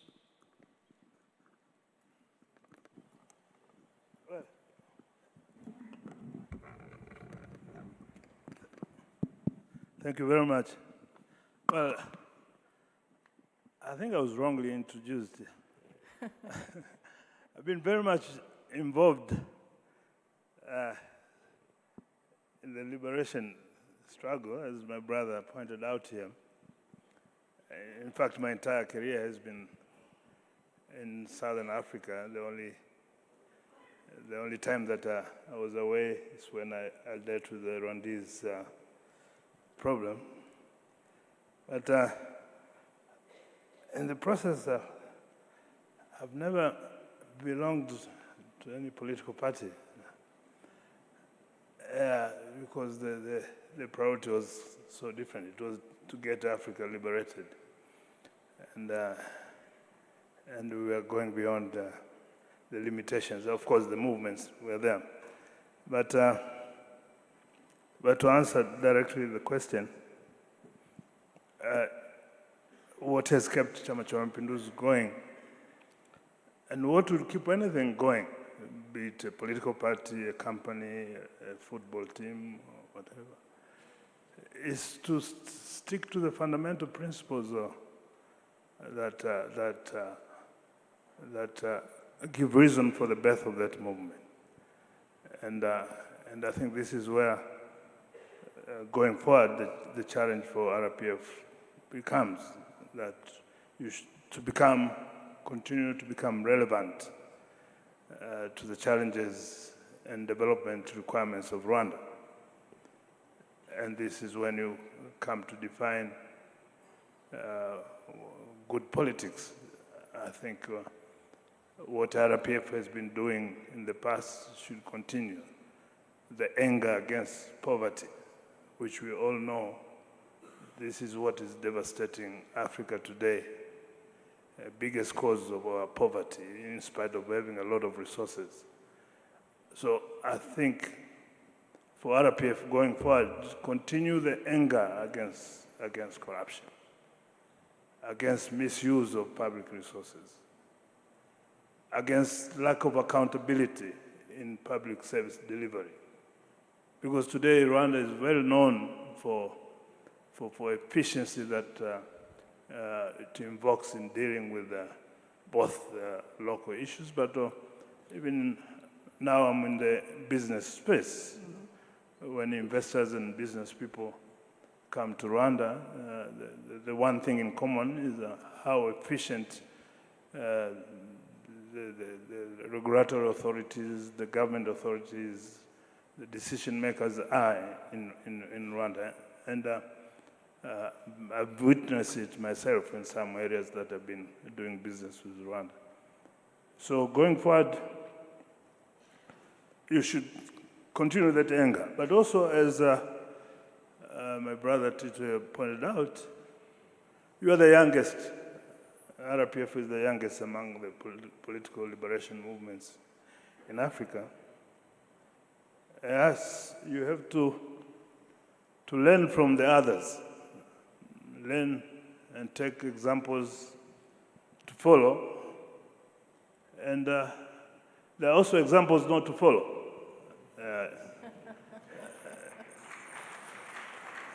You should see the examples to follow and the examples not to follow.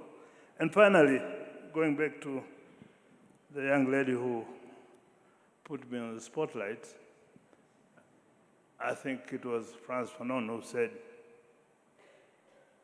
every generation has a mission, either to fulfill or to betray. The generation of RPF leaders in the last 35 years are fulfilling the mission of the generation. So the young generation of Rwandese, and at the time that the world is changing profoundly, with the fourth industrial revolution, with the geopolitics that rearranging the peace and security architecture of the world. This is the area that the young generation of Rwandese should define the mission of the generation going forward, so that to keep Rwanda remain relevant to itself, relevant to Africa, and relevant to the international community. Thank you very much. Thank you. Thank you very much. I wanted to give the floor to the Secretary General Frelimo from Mozambique, Roque Silva, to also share a few words. Can we get a mic here?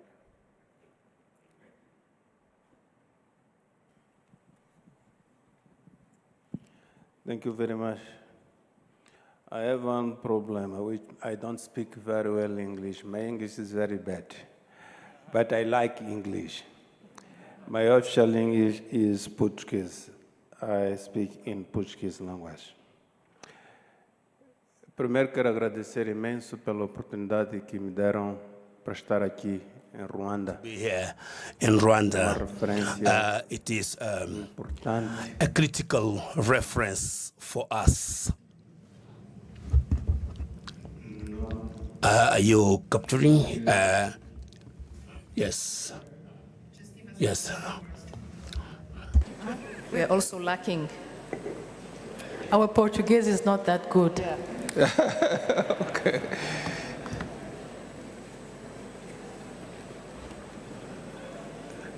Is it okay?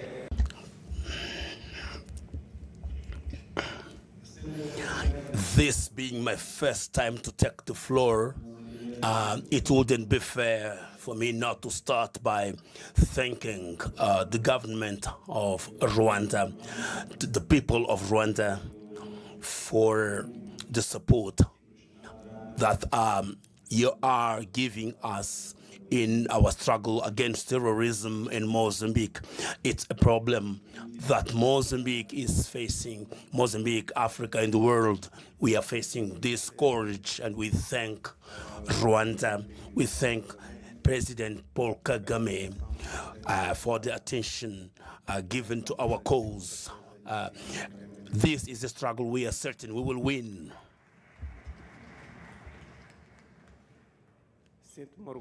I am proud and honored to be here for the first time in Rwanda. And I want to commend the panelists for their excellent exposures and sharings. It is a theme that is very important for Rwanda, for the parties that led the liberation struggles, but for Africa in general. This Africa of ours, which has to take its own space in the global arena. We have experiences, good experiences and very bitter experiences. We have gone through colonization. We fought for freedom. We did conquer our independence. Frelimo led the process. But during our 60 years of existence as a party, we celebrated 60 years last year. We did have advances and we did have some redresses. This is where we have some Achilles heels, the great problems in efficiency management. This is where I see the greatest challenge of managing this efficiency that Rwanda today has, which makes Rwanda a reference in Africa. After independence, of course, we did have civil strife, which lasted for 16 years. That was actually instigated by foreign forces, but it helped us to think about what were internal issues that had to be improved to make us closer together. We did have the first peace agreements in 1992. it seemed as if we were going to start a new era in a peaceful environment and in stable environment. We did move into multi-party democracy, but soon after elections, war came back, so to say. I do not even know how many agreements we kept signing with the same people, but war continued to prevail. And during all those exercises, we counted on the support of the international community, many dialogue partners, but we never managed to have a lasting peace. But something extremely critical that President Filipe Jacinto Nyusi eventually decided was to fully take charge and to say that Mozambican problems ought to be solved by Mozambicans within an intra-Mozambique dialogue by Mozambicans with Mozambicans, and for that we had to build confidence, build trust, and I think this is where Rwanda really has managed to have this success because of this trust which was built. A new stage commenced whereby President Nyusi said, now let's forget about those who come to help us with our dialogue. Let us create our own conditions to dialogue directly. It was extremely difficult. It was spoken worldwide. He left his state house. He went to the bush to look for the leader of the rebel movement, Renamo. He did not tell anybody he was going to the bush because he knew, had he said goodbye, I'm going to see the rebel leader, nobody would have allowed him. He did manage to meet him. They discussed and they started a dialogue cycle, and eventually that's when we came to an agreement, which is the one that now is yielding a long-lasting solution.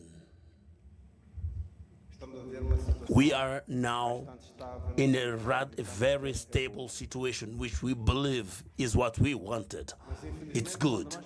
But when we thought we had solved such a problem, then the problem of terrorism started in Cabo Delgado. Only to say again, we thank you very much, Rwanda, for your support, because we are also managing to stabilize Cabo Delgado. And certainly, we have new challenges which we need to overcome. Now, the challenge is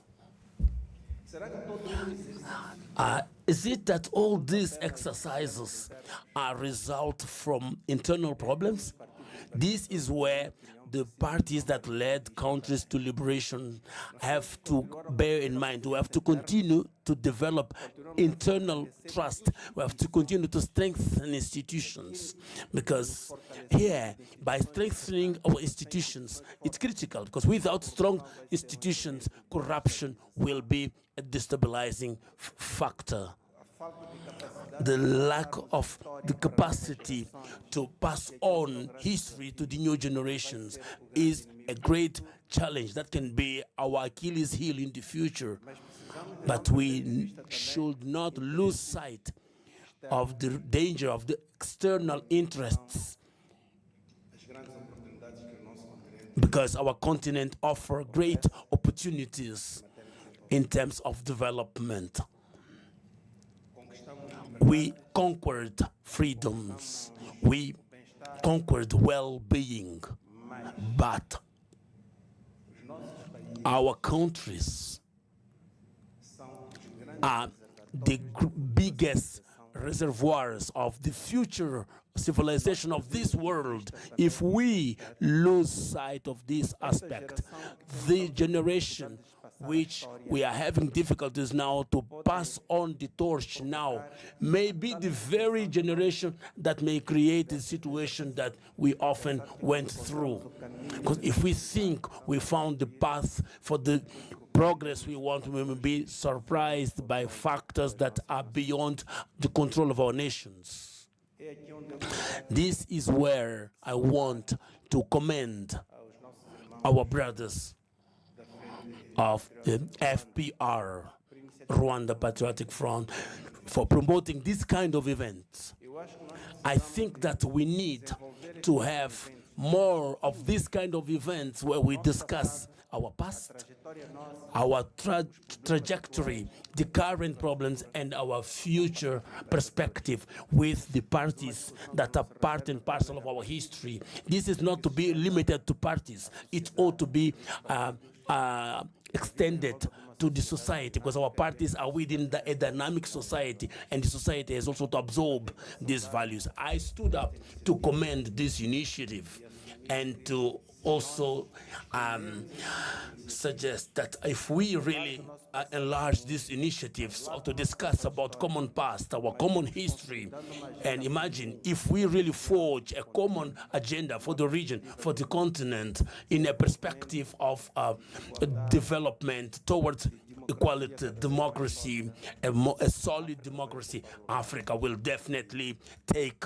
the place that God has reserved for it. So congratulations, RPF, congratulations, Rwanda. I thank you. Thank you very much. I'm going to try and summarize that, but please don't hold me to it. He started off by congratulating RPF for the 35th anniversary. He mentioned that Frelimo celebrated their 60th anniversary last year, and they were able to take stock of what has gone well and what has not gone well. He mentioned a critical point that he thanked the President of the Republic, as well as the people of Rwanda, for the support that they are providing through our army and police in Mozambique, and continued to thank Rwanda for our support in this difficult time. He also mentioned that one of the critical things that President Nyusi did that was critical to providing peace or a future trajectory was bringing back the point that Mozambicans must solve their own problems through dialogue and inter-Mozambican dialogue, and that the objective was building trust, something that he congratulated Rwanda for doing well, building trust and having an inner dialogue, inter-Rwanda dialogue that continues today. He talked about 3 critical points. The first is that you have to continue to strengthen internally institutions to make sure that the trust remains, but also that you have mechanisms for accountability, as well as making sure, as was said on the panel, to continue to pass history to the new generation, to avoid that they are unaware or unable to take on the torch when it's passed, but also that they are aware of the external interests and threats that the country faces, as well as the continent, and they're able to understand that they are the future civilization of the world, and make sure that they capture and are able to capture and make use of this. And finally, he commended the RPF for these type of discussions and said that it should be broadened within the party to bring in more young people to have these discussions, but also more broadly outside of the party, and even recommended that these type of discussions be held to discuss at a continental level with other parties and more broadly how we can learn from one another to make sure that, as he said, we're taking advantage of what we can do or what we are in Africa, which is the future of civilization. I hope I captured that right, but thank you very much for your intervention. I think before we wrap up, if there is someone who'd like to say something before we go back to the panel, if there is an intervention that we have missed or a question, would you raise your hand now before we proceed? There is a hand in that section there. Please, because we are wrapping up, get right to the point.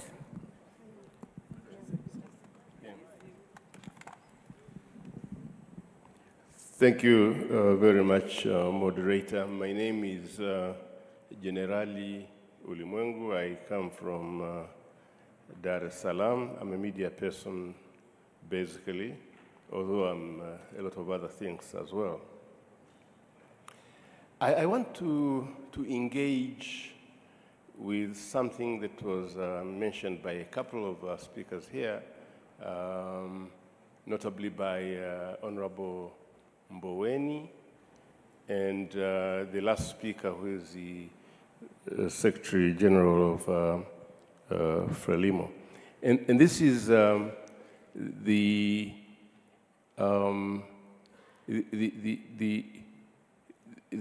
incomprehensible disparity between some of the liberation movements, those who took up arms and those who did not take up arms, but fought for their independence and acceded to power after their struggles and became government.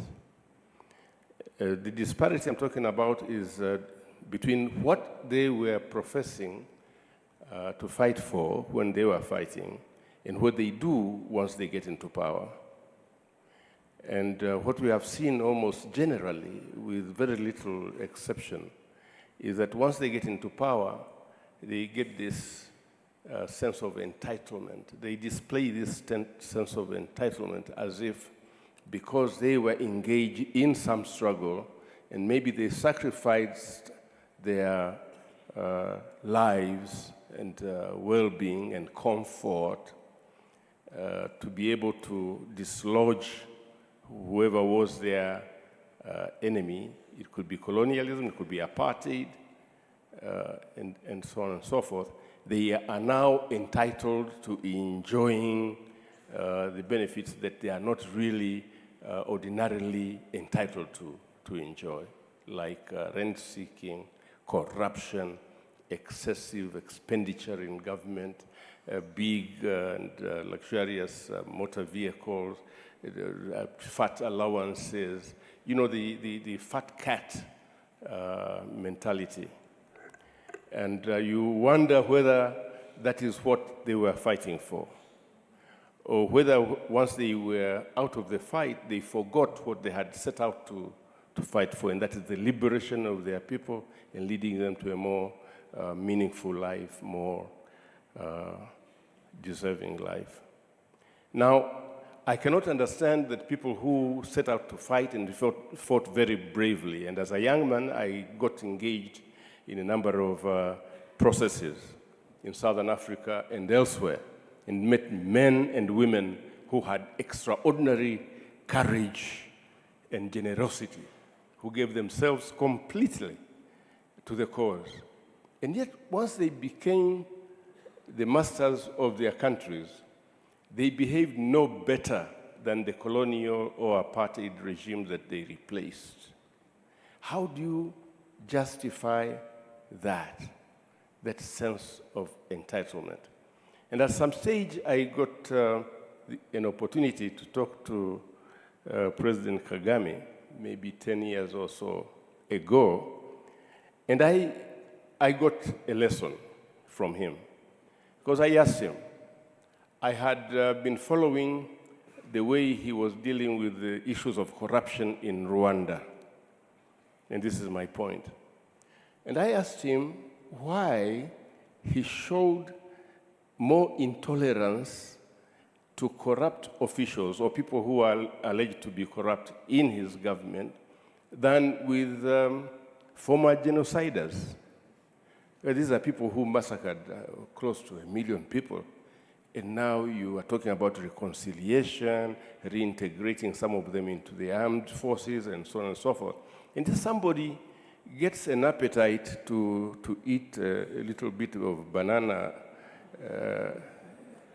in a tranquil atmosphere at the Sheraton, and you become so harsh, why do you become so hard on those who are corrupt? Much harder than you are on those who actually killed your people. Isn't this a contradiction? And that's where I think President Kagame disabused me of certain ignorance. He said, look, genocide is bad, it's very bad, it's horrendous as an experience, but so is corruption. Because with corruption, it's insidious.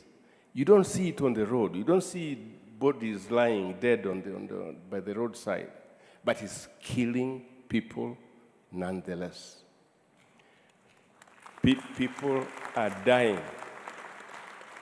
those who divert funds from providing health services or education or proper roads and so on and so forth to their own pockets are actually planting the seeds of genocide in the future. Because they are killing people, they are making it impossible to provide services to the people, and the people want to get these services because their livelihood and their very lives depend on those services. And people are making sacrifices, great sacrifices, and you think you're too smart for us? You are smart enough to be able to take whatever we produce out of our sweat to put in your bank accounts here or in Europe? No, I will not tolerate that. I tried to argue a bit with him, but eventually he beat me. He usually does. So I'm saying those who have the privilege of having served to liberate their people, to help their people liberate. You don't liberate your people, you help them liberate themselves. You participate with your people to liberate them. Have no right, absolutely no right to accede to power and then use their people as material, raw materials that they can use to enrich themselves. Actually, some of the countries in Africa that have been through this process of liberation are, plainly speaking, scandalous. And they should be called out because they are doing a disservice to their people as well as to the African continent. Thank you very much.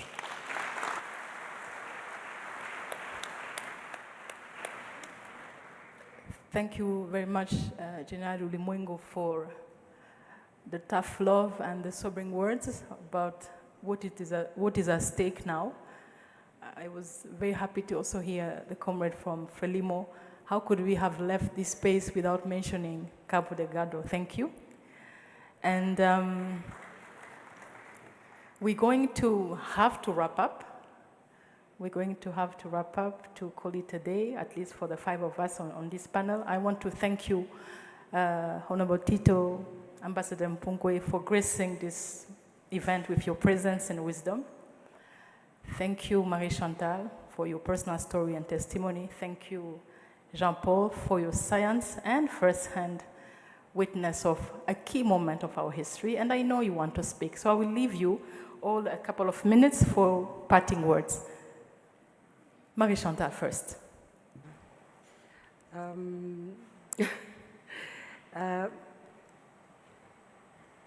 Moi, la première chose que je voudrais dire, et je pense qu'on l'a dit suffisamment ici, c'est de ne pas s'endormir sur ses lauriers. Quand je vivais en Belgique, j'y ai passé 30 ans, j'avais beaucoup de fierté par rapport au Rwanda, par rapport à ce qui était fait. J'étais très allergique à toute critique qui était faite sur le pays, surtout quand c'était des étrangers qui la faisaient. Mais quand je suis rentrée, je me suis aperçue que tout n'est pas parfait. On en a parlé ici, il y a énormément de problèmes par rapport aux jeunes, par rapport à l'éducation, par rapport au transport, j'en parle beaucoup autour de moi. Et surtout, et même par rapport à la corruption, on a encore des choses à régler. Une chose, je pense que nous, Rwandais, devons apprendre à faire, c'est peut-être aussi parler. Parler parce que je pense que culturellement, nous ne parlons pas facilement. Et généralement, quand vous arrivez ici, et que vous parlez parce que quelqu'un vous réclame, je ne sais pas, nta kuntu nabivuga mu gifaransa ngiye kubivuga mu kinyarwanda, ugahura n'umuntu ushaka nka serivisi akakubwira ati ubwo nyine ni ukunshakira fanta ya miliyoni, njyewe byambayeho. Il faut parler, il faut protester, il faut que nous apprenions à dénoncer. Il ne faut pas que ça reste simplement dans les principes. Je pense qu'on a des principes de gouvernance et puis on a la réalité et il faut essayer de parler, oui, de dénoncer ce qui ne va pas. Même si nous ne résolvons pas ça nous-mêmes, quelqu'un va peut-être l'entendre et décider qu'il y a à faire. Ne pas s'endormir sur ses lauriers et rester vigilant. Je pense qu'il y a beaucoup de gens qui l'ont dit. Et garder peut-être un œil beaucoup sur la jeunesse et sur notre histoire. Merci, merci. Ambassador Mpungwe.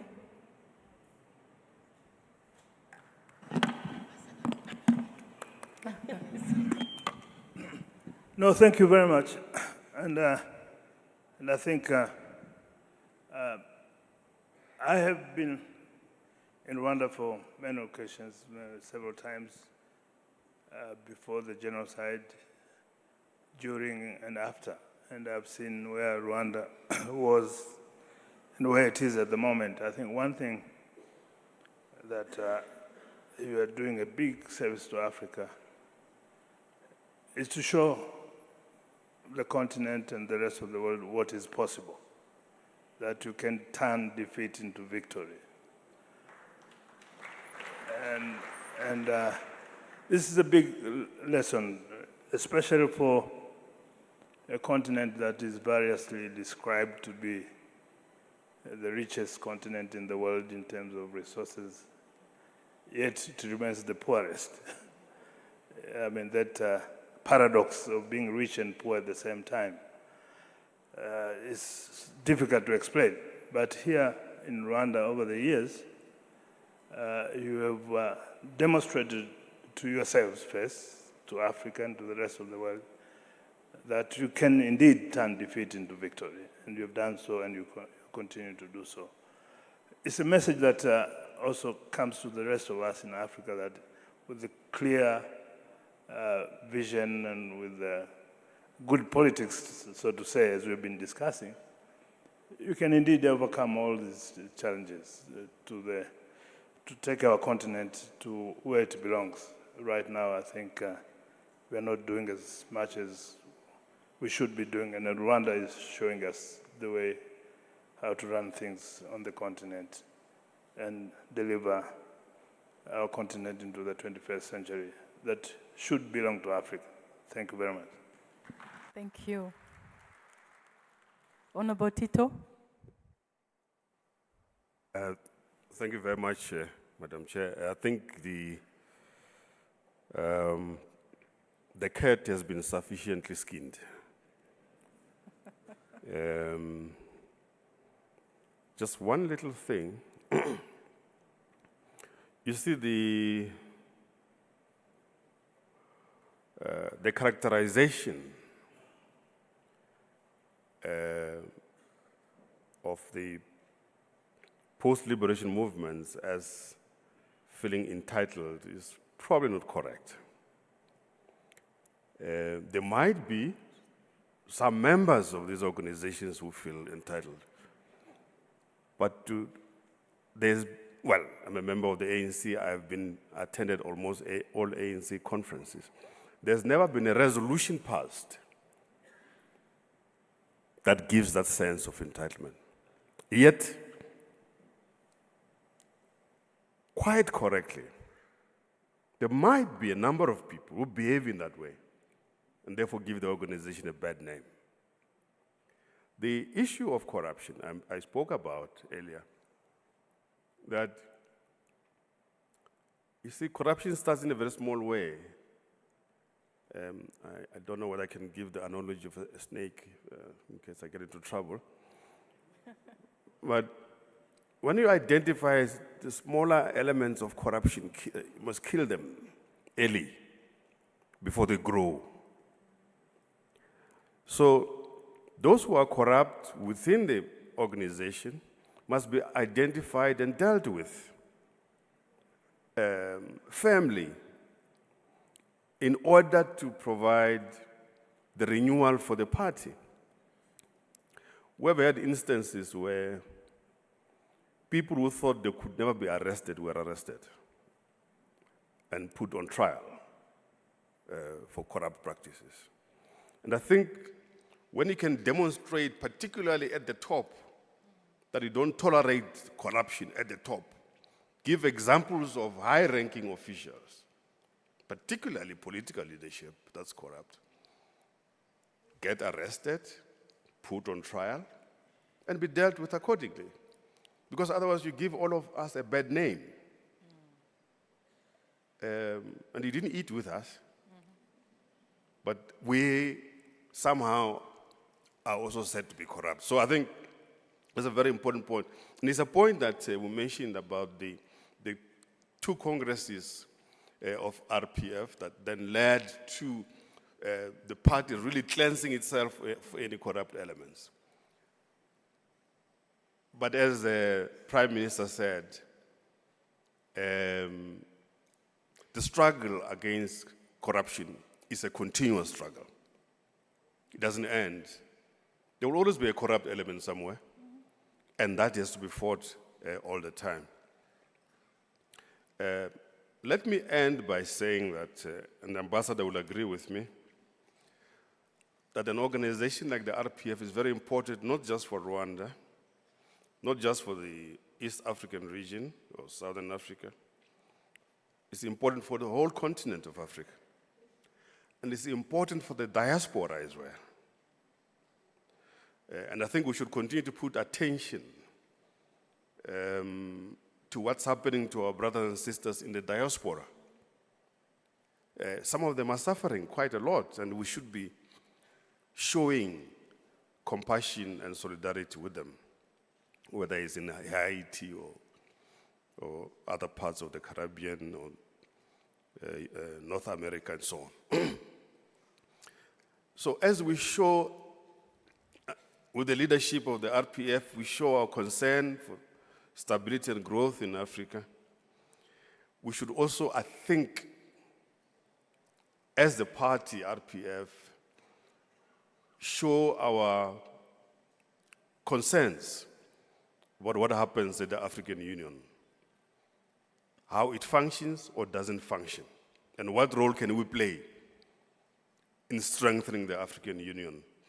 And based on your experience, I'm quite certain you can help in strengthening the African Union. A stronger African Union is a better place for Africa. Thank you very much for inviting me here. Thank you. Jean-Paul? Thank you, Janine. I'd like to say two things quickly. First, in spite of the good names of good politics and good governance, they are always a contentious process. Because if you want to keep good governance and good politics and keep this ideological purity, you have to fight some of your brothers in arms. And it's painful. It happened to us. And maybe some of our brother parties didn't manage that process properly. Even if, with all due respect, I think that we need to not to be complacent. Yeah. But we have to know that it is a contentious process. That's one thing. Second, having said that, we also need to recognize the courage and the tenacity that it has asked to get to this point. And I think that this courage and tenacity didn't come from a committee. That's one. Second, I would like also to make the link between those processes that we talked about, Kichikiri 1, 2, and Uruguru discussions, and today's Rwanda. And here, maybe I'm talking about our young brothers and sisters. I see them as software of a computer. And those software have been upgraded in a manner that ourselves can see, but it's software of a computer. And when you're going to give this computer to our younger brothers and sisters, they need to know the software. Thank you. Thank you. Again, thank you all for teaching us, for sharing with us. Thank you to a great audience here. And it was a pleasure to be with you, an honor, truly. Back to you, Nathalie. Thank you. Can we give them a round of applause for such an important panel?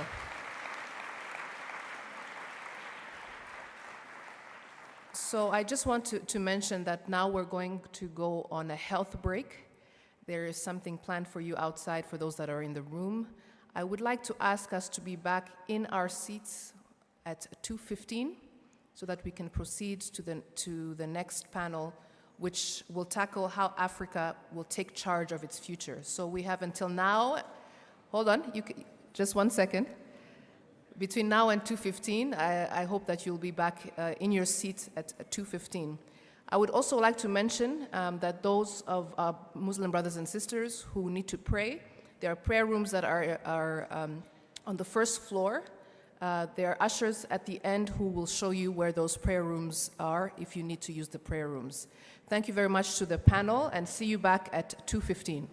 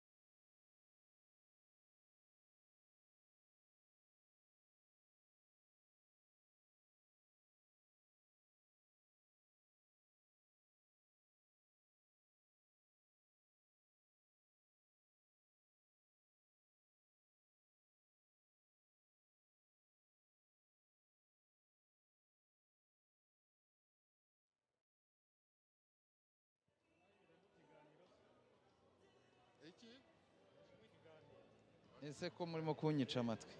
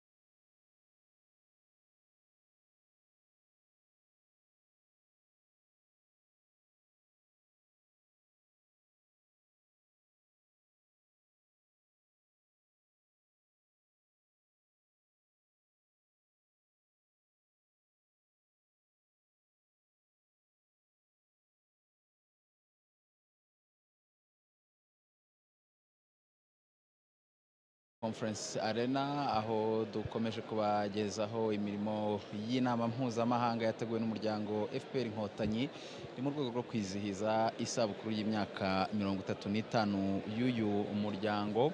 Ni inama imaze amasaha makeya itangiye, ikaba yabimburiwe nk'uko mwabikurikiwe n'ijambo rya Vice Chairman w'umuryango FPR-Inkotanyi Dr. Christophe Bazivamo, ariko kandi ikaba yanabayemo ikiganiro.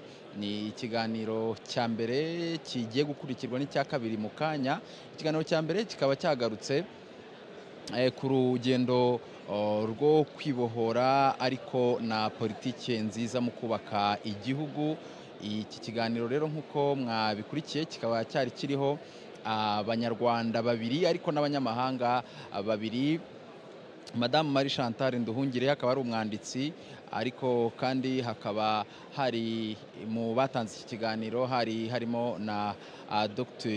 Kimonyo ndetse na abanyamahanga babiri nk'uko nabivuze barimo Tito Mboweni wahoze ari minisitiri w'imari mu gihugu cya Afurika y'Epfo ndetse n'umwe mu diplomate bo mu gihugu cya Tanzania. Bose rero uko bagejeje ikiganiro kubakurikiye kubitabiriye iyi nama, icyagaragaye nuko mu by'ukuri politike izana impinduka aba ari ingenzi mu kubaka igihugu. Hakaba hatanzwe ingero zitandukanye uhereye hano mu Rwanda, by'umwihariko urugendo rw'umuryango FPR-Inkotanyi rw'imyaka hafi 29 ishize, ariko uhereye no mu gihe cy'urugamba rwo kubohora igihugu, igihe cy'ibiganiro bya Arusha, uko mu by'ukuri FPR yakomeje kuguma ku murongo wayo, kuguma na ibitekerezo nyabyo by'umutwe ushaka kubohora, ushaka kwibohora, ushaka kubohora igihugu, ari nabyo bagaragaje ko mu myaka 35 iyo usubije amaso inyuma ukareba ibimaze kugerwaho, aribwo ubona koko umurongo nyawo FPR yari ifite kuva icyo gihe cyose kugeza na magingo aya. Hakaba hagarutswe ku byakozwe nyuma ya Jenoside yakorewe Abatutsi, kubera ko hari ikibazo gikomeye mu gihugu cy'uko inzego zose z'igihugu zari ziri mu kaga cyangwa se zari zimaze gusenyuka mu buryo bugaragara. Ariko kandi icy'ingenzi kikaba iyo miyoborere ihamye igomba mbere na mbere kuzana ituze n'umutekano mu gihugu, ariko kandi n'ibiganiro bya politike mu nzego zitandukanye bikaba byarabaye ingirakamaro. Ahangaha hagarutswe ku bisubizo u Rwanda rwishatsemo ku buyobozi bwa FPR-Inkotanyi muri iyi myaka ishize, harimo kugerageza inzira zitandukanye zo gushaka ibisubizo. Aha hagaragajwe akamaro k'inkiko gacaca mu gutanga ubutabera kandi bwunga. Hagaragazwa politike zitandukanye zagiye zifatwa n'ingamba zagiye zishyirwaho kugira ngo koko igihugu cyongere kubakwa, igihugu cyongere kugira isura, ndetse uyu munsi u Rwanda ruba ari igihugu tubona uyu munsi. Ariko nanone ku babikurikiye, ku bagiye bafata ijambo muri iyi nama batanga ibitekerezo, nuko kuba u Rwanda, kuba FPR yarafashije u Rwanda, abanyarwanda barakoze ibishoboka byose, bakaba bageze ku byo bagezeho, bakaba barageze ku bigaragara, ku ntambwe imaze guterwa ifatika, nabyo ubwabyo byagaragajwe nk'umukoro ukomeye cyangwa se nka challenge nk'uko babivuga mu ndimi z'amahanga, kubera ko iyo ukora neza, iyo utera imbere, bakuvuga nabi n'abatifuza gukomeza gutera imbere nabo baba bari hafi aho ngaho barekereje. Akaba abafashe ijambo muri iyi nama nabyo babyibukije, bavuga ko nk'indi miryango yose cyangwa se n'amashyaka yaharaniye kwibohora muri Afurika, FPR nayo mu by'ukuri bigaragara ko icyo yarwaniye cyangwa se icyo yaharaniye kugeza ubu ngubu kigenda kigerwaho, ariko aho ngaho akaba ariho mu by'ukuri twavuga ko urugendo rukomeye ruba rutangiriye, kubera ko haba hari akazi gakomeye ko kurinda ibyagezweho, ko kuguma kuri uwo murongo, ariko kandi haba hari n'indi challenge cyangwa se n'indi mbogamizi ikomeye yo kongera kuvuga ngo mu myaka 35 iri imbere, mu myaka 40 iri imbere, mu myaka 20 iri imbere, mu myaka 100 iri imbere, niki mu by'ukuri cyakorwa kugira ngo abantu batazatakaza ibyo bari bamaze kugeraho. Ndi kumwe na mugenzi wanjye hano Edi Sabiti, nawe wakurikiranye imirimo y'iyi nama. Sabiti, nkubaze wowe ukurikije uko wakurikiye ikiganiro cya mbere, ni ikiganiro mu by'ukuri twavuga ko cyagarutse kuri uru rugendo rwo kwibohora, ariko kandi na politiki nyayo ikwiye mu kubaka igihugu. N'icyo abantu bakwiriye gusigarana muri iki kiganiro kibanje mbere yuko twinjira mu kiganiro cya kabiri gikurikiyeho. Urakoze cyane Divin.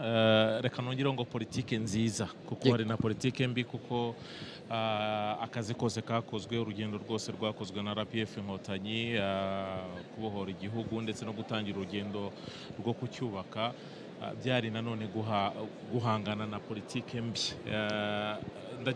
Ndacyeka ko abapanelist, abantu baduhaye ibiganiro, bagaragaje neza ko kwibohora mu by'ukuri ni urugendo.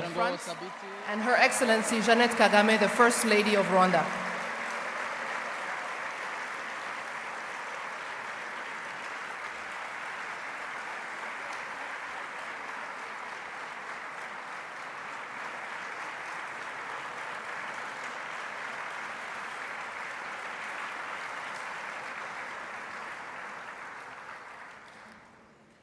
Please take your seats.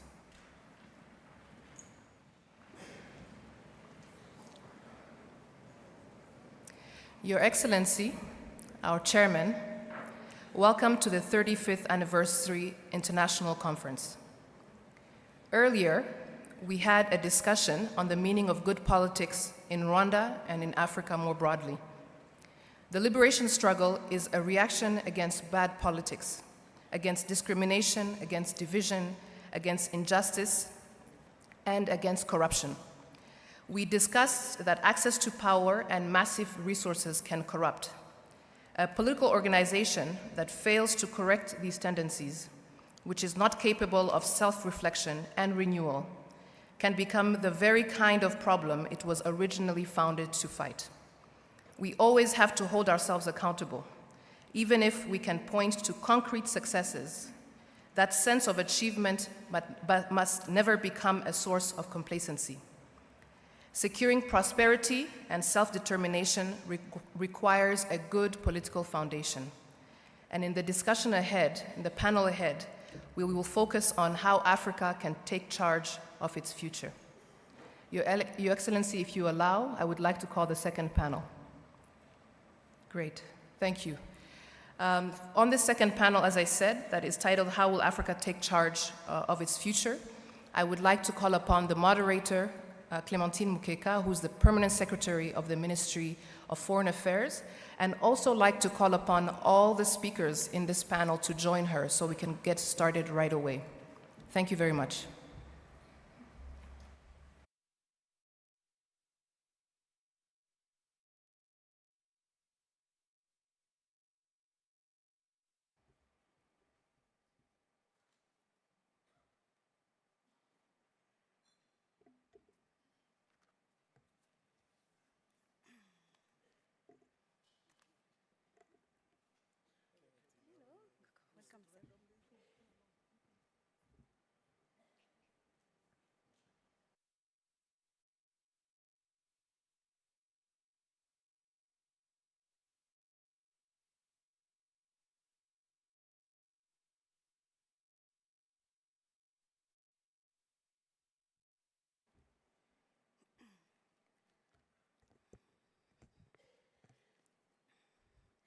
Your Excellency, Mr. Chairman, distinguished guests, good afternoon.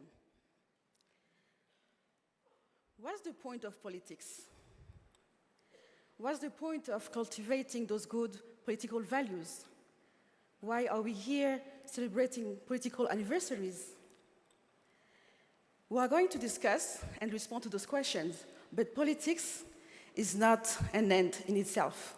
It's a mean to an end. It's about improving lives of people. There is a strong connection with the panel discussion this morning with the political foundation, but also how we build this prosperity. What are those key economic parameters that we need? And this esteemed panel is going to help us respond to that question. How Africa will take charge of its future? What does this take for us? What do we need? What we didn't learn? What are the main challenges ahead of us? And how we can sustain the progress made so far. So I'd like to start this panel discussion with asking my first question to Mr. Boris Boubacar Diop. Boris, you are actually one of my favorite Senegalese novelists. I wanted to ask you, Boris, vous êtes l'un des écrivains, une figure de la littérature africaine aujourd'hui. Vous êtes un écrivain chevronné. Quelle est votre perspective sur ce sujet? Quelle est votre expérience en Afrique et au Rwanda? Qu'est-ce qu'il nous faut de plus? Merci beaucoup. Je suis très heureux de participer à ce moment de dialogue qui est extrêmement important. Ce que je peux dire, c'est que le fait même que tant d'années, tant de décennies après les indépendances, on pose la question, comment prendre en charge notre futur? Cela montre bien que nous ne sommes pas totalement libérés de notre passé, passé colonial et évidemment de toutes nos souffrances antérieures.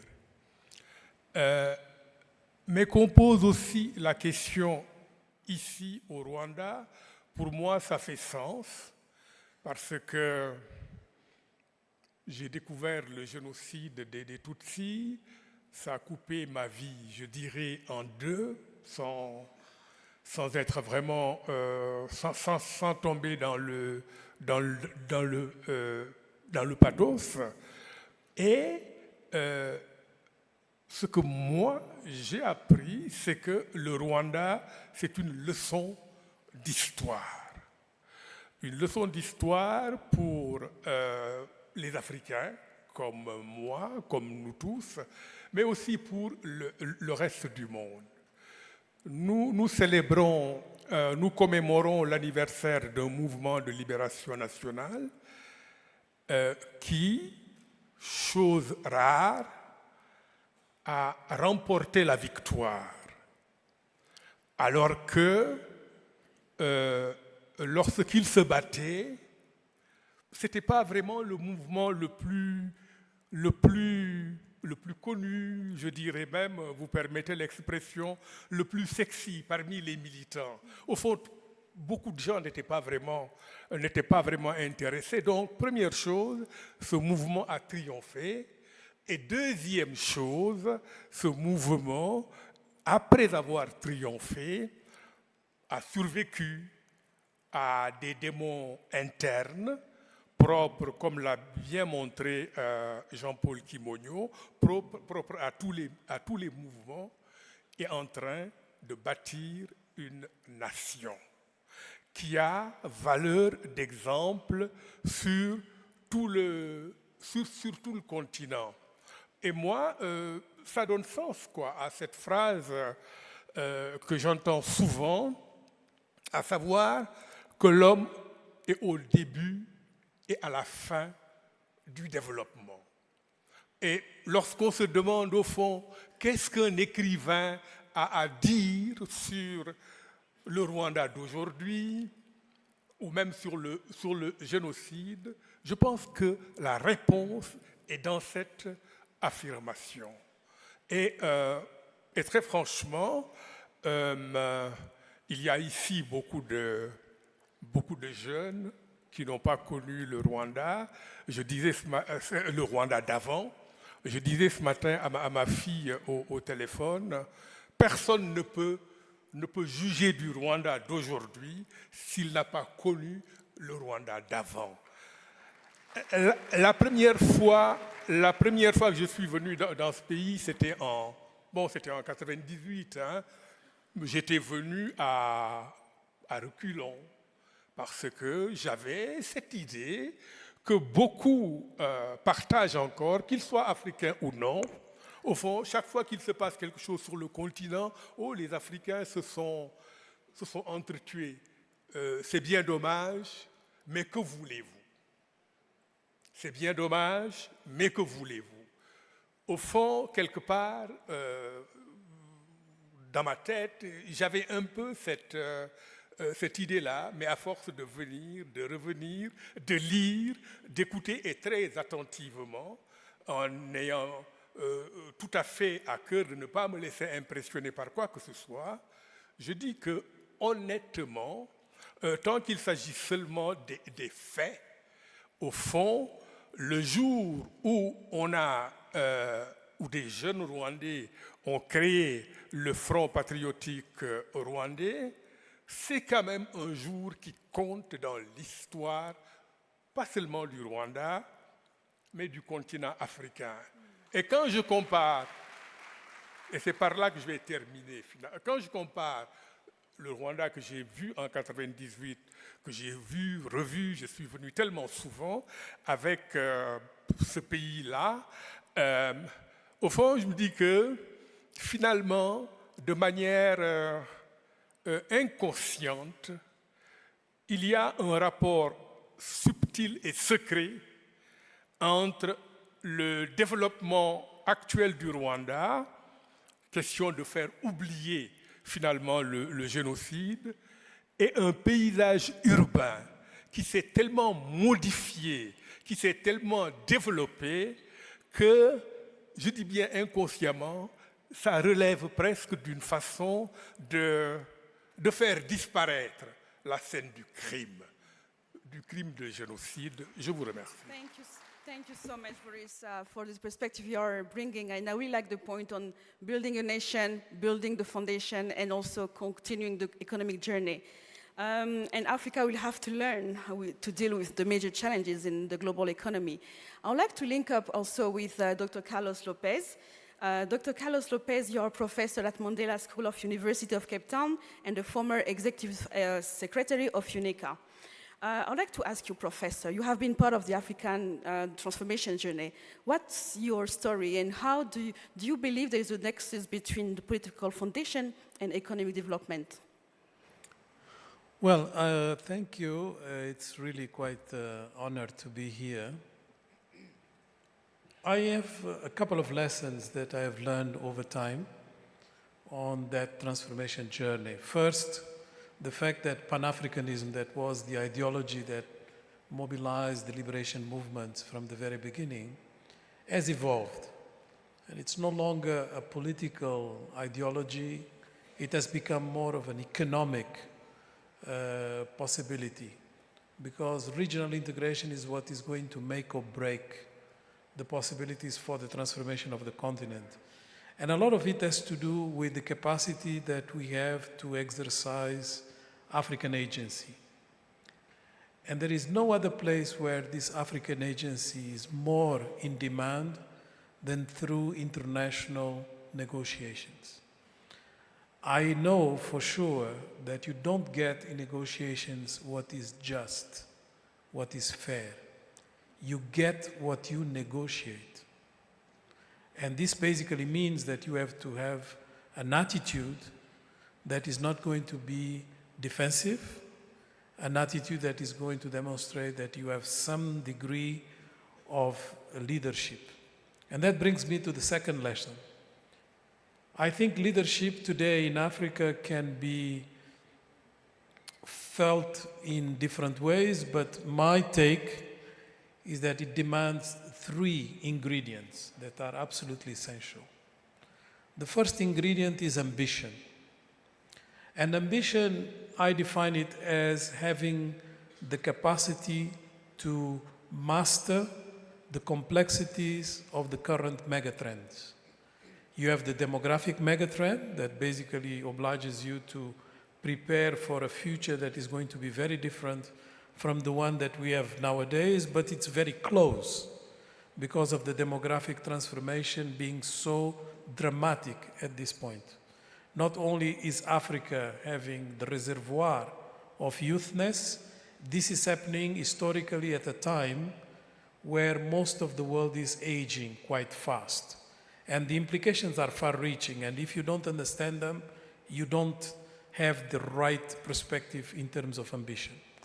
The second a mega trend is climate. It's no longer a secret that we have all to do something for the climate, but the degree of what we have to engage in the debate about climate is getting us back to negotiation, because we are not responsible for the situation that was created. We are still emitting less than what we absorb, and we are being penalized by those who have developed with our resources and do not make financing available for our adaptation, loss, and damage. And the third element is technology, which again is always seen from the perspective of who has the intellectual property, who has the ecosystems, who has the best innovation, who has the best resources for research and development, and all that we know is going to point in the direction of countries way out of Africa geographically. But what people tend to forget is that technology does require consumers. And the consumer market for tech-intensive products and processes is definitely more appealing to the young rather than the old population. So this consumer market in Africa is going to be absolutely essential. I was just mentioning yesterday that there are 450 primary schools closing in Japan every year because there is no youth. And the number of newborns is less than the number of deaths. So this is the situation. There are 110 million people. There are going to be 90 million by the end of the century. But that's not the main problem. The main problem is that their average age that is already 50 is going to jump to 65. So if you understand these levels of complexity, you can be ambitious. Then you need a second ingredient, which is to be focused. You have to be extremely focused because you cannot do everything at the same time. You have to have a sense of prioritization. And in the current global economy, you need to have value chains that you pick as the ones you want to enter because your windows of opportunity are extremely limited. And you have to, master those possibilities very well with all the constraints that we are aware. And finally, the last ingredient is alignment. Once you have dominated the ambition because you know the complexities and you have a strategy for them and you have your priorities well established, it's a hell of a job to get everybody aligned to actually do it. And it's not just government, it's economic agents across. It's mobilizing civil society. It's having this sense of a nation. And this is extremely difficult to achieve. If you do achieve, you have leadership. And that's what you have in Rwanda.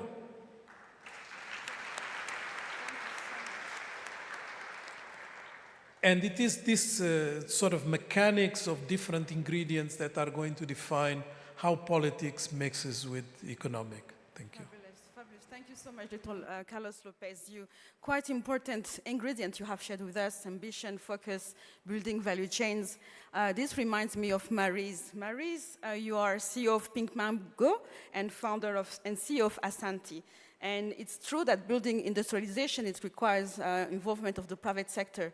Maryse, how is it possible for Africa to compete on industrialization? What is your story? How did you relocate your company from Asia to Africa? Thank you for the question. So actually it started, so I've been in garment industry for the past 23 years, and we see the industry moving actually. It's been over the last century. They've moved following low-cost production. So I have to admit, when I do tell the story, indeed, when I first heard about Africa being the next factory of the world, at the beginning it's very exciting. It responds to what Mr. Carlos said. Indeed, we've got a young population. We are going to industrialize Africa. And that was the first step of what we did in association with CND from Hong Kong, a Chinese factory, which used to be one of my suppliers. We embarked on trying, just do it, actually. That's the last ingredient you were doing. There's all that theory, and then there's the last important thing, which is just do it and just try it.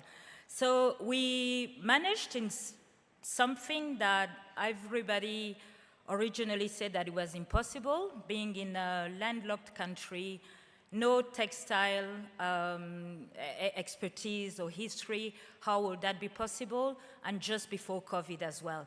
But again, I would say this was probably possible in Rwanda, which are called a fertile soil, because during that very difficult period, we still have managed to keep the factory open. And today, we are that tiny little country in Africa, which is part of the global apparel mix. So that's the first part, tap into the young population, which is actually the future of Africa. Then the story of Asante was probably a story of local content, and also an African child from the diaspora.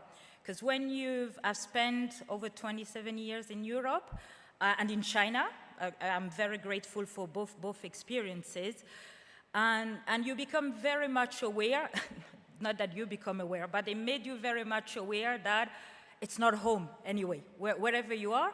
And also the second thing, that Africa is only seen as one continent. It's when production started in Ethiopia or Kenya, it's the same. It's Africa, you're producing in Africa.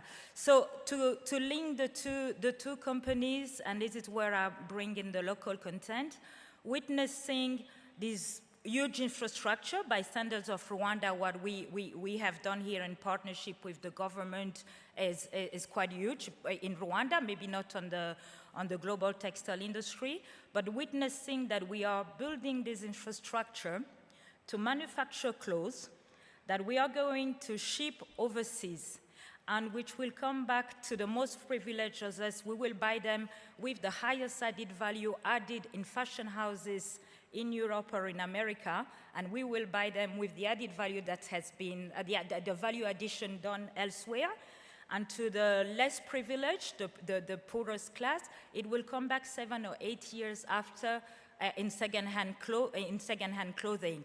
So it was, once you are aware of that and you realize, it obliges you to find actually a solution. We cannot accept that that decision that has been made in a way that either Africa is going to be the next factory of the world, just producing consumers' goods, as you're saying, or consumers of the world. So it was, how can we use those infrastructure?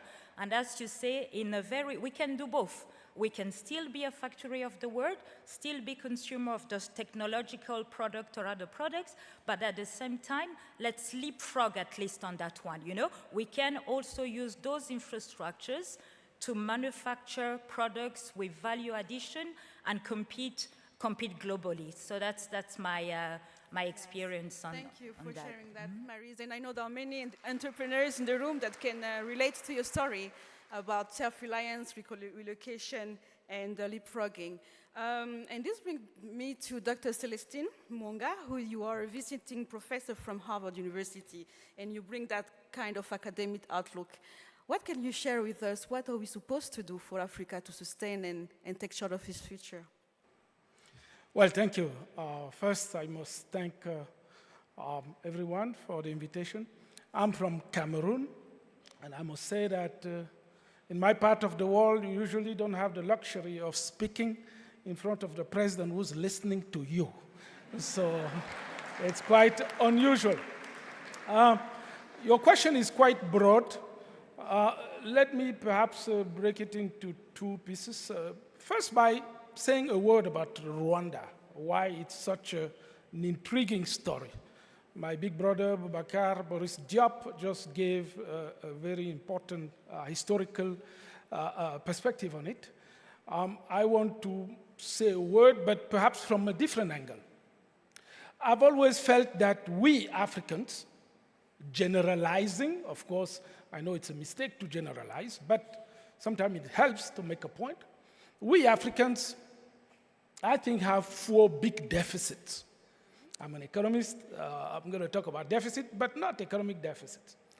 The first deficit, which I identify in a paper from 20 years ago, I call it the deficit of self-esteem, meaning that all over the world, people seem to be naturally very proud of who they are, regardless of their situations and conditions. I had German friends who always tease me about it, saying, well, we Germans believe that we're the most important people who have ever walked on this earth. And he told me that the day he went to China, he was surprised that even the Chinese would think that about themselves. And he would say, kind of mezzo voice to me, even the French thinks that they are most important people who have walked on the face of on earth. But we Africans, for too long and too often, we tend not to really integrate that. Even when we've done a lot of things, achieved many things, we don't have that level of self-esteem that you really need to move forward.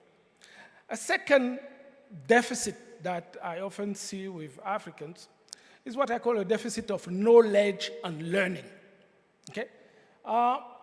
Intellectual curiosity about the right stuff. And I always give a tiny example to tease people. I live in Boston. I've been living in the US for a number of years. And I receive, like everybody in the diaspora, a lot of requests day and night from family and friends. I have nephews, nieces. They call me at 2, 3 a.m. and they send text messages. They all ask me for the new iPhone, the new LeBron James sneakers. And all of them are students. None of them ever ask me for a book. And I keep asking them, I mean, what is your priority? That deficit of knowledge and learning, the willingness to be curious about the interesting things that are going around the world, we have a big deficit there. Now, it's not necessarily because we need to look at South Korea and copy exactly what they did, but it's because when you learn about somebody else's experience, first you realize that there's no issue that you're facing, which has not been faced elsewhere throughout history, and address. And then even if the context, the history, the culture, everything is different, you can at least learn about the principles which you need to use to come up with your own homegrown solution. A third deficit is what I call a deficit of trust and communication. That speaks to what Dr. Carlos Lopez just said. The challenge of doing anything with Africans when you are an African. I see that all the time. You know? Boubacar Boris Diop, who has done books, bringing people together, can probably say a word about it. It's so difficult to do anything among Africans. I'm sure in politics, in business, it's very challenging. There's a lack of trust, which I frankly don't know where it comes from, even though we have this culture, which is supposed to be built around communities. And then the last one is obviously the deficit of leadership. How do you produce good leaders? There's no factory. You cannot walk into a store and buy a new Paul Kagame or and bring it to Cameroon or to Mali or to someplace. So how do we produce leaders? That's a big question, I think, for our future. So I think that the Rwanda story is particularly interesting and intriguing because it helps solve these deficits, these 4 deficits. I hope I'll have the opportunity to come back and talk about economics a little bit, but let me just end with this quote from Confucius, who once wrote, well, we all have 2 lives. Everybody has 2 lives. The second one starts the day you realize you only have 1. I would say to us Africans that we all have 2 lives. Perhaps the second one should start when we all visit this country and we can see how you can have homegrown solutions. Thank you. Thank you. much, Dr. Celestine. It's very inspiring, those points you have mentioned, especially the last one on leadership. And I can relate to that, because when I moved back to Africa, to Rwanda a few years ago, I was shocked to see how the deliberate efforts by Rwanda, the government, to kind of equip the young people with the right skills and make sure that they are exposing them, building their capacity, and giving them a table on the seats, you know. And this morning they were mentioning that 70% of the population in Rwanda is under 30, and this is exactly demonstrated in action, actually.